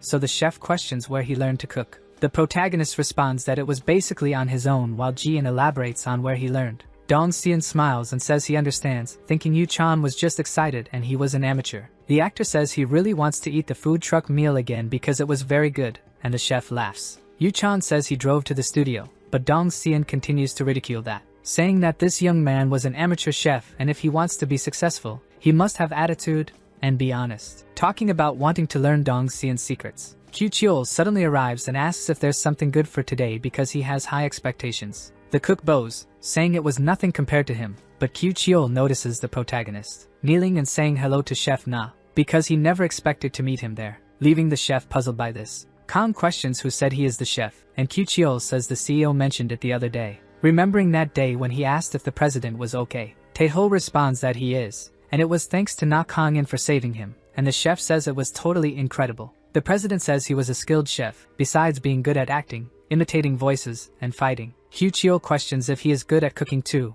and Tae-ho confirms. Back to the present, the chef says he doesn't know what he cooks, but would love to try it at least once, and thanks him for saving him. Dong-seon is impressed by this rookie and food truck chef. He had saved Kyu Cheol from terrorists, and the chef says yes, and he should be aware of it. Yujin responds that he also saved her life, and Yu-chan responds that he does the same. A big man appears and says he also saved his life. It was nice to meet him, and he was the composer Kwak Chan-seok, Yujin's older brother. She wanted to buy a meal but thought they could meet together, and he also changed his music, and it turned out really good. Besides saving his sister's life, he was really grateful. Ji-in says that unlike his appearance, he is quite careful with his family, and Kang comments that people shouldn't be judged by appearances. Yuseong asks if it was okay for her to have Mr. Na Kang In's number. He agrees, and the girl thanks him. Her brother says if she's going to message, she should make a group and add him too because he wants to know what they were talking about. Kang thinks that this person could definitely be judged by appearance. Yu-chan from afar comments that Kang really saves all lives, and Q-cheol agrees because he should have seen him before, since he had defeated 10 armed terrorists in an instant, leaving Chef Dong's Xian pale.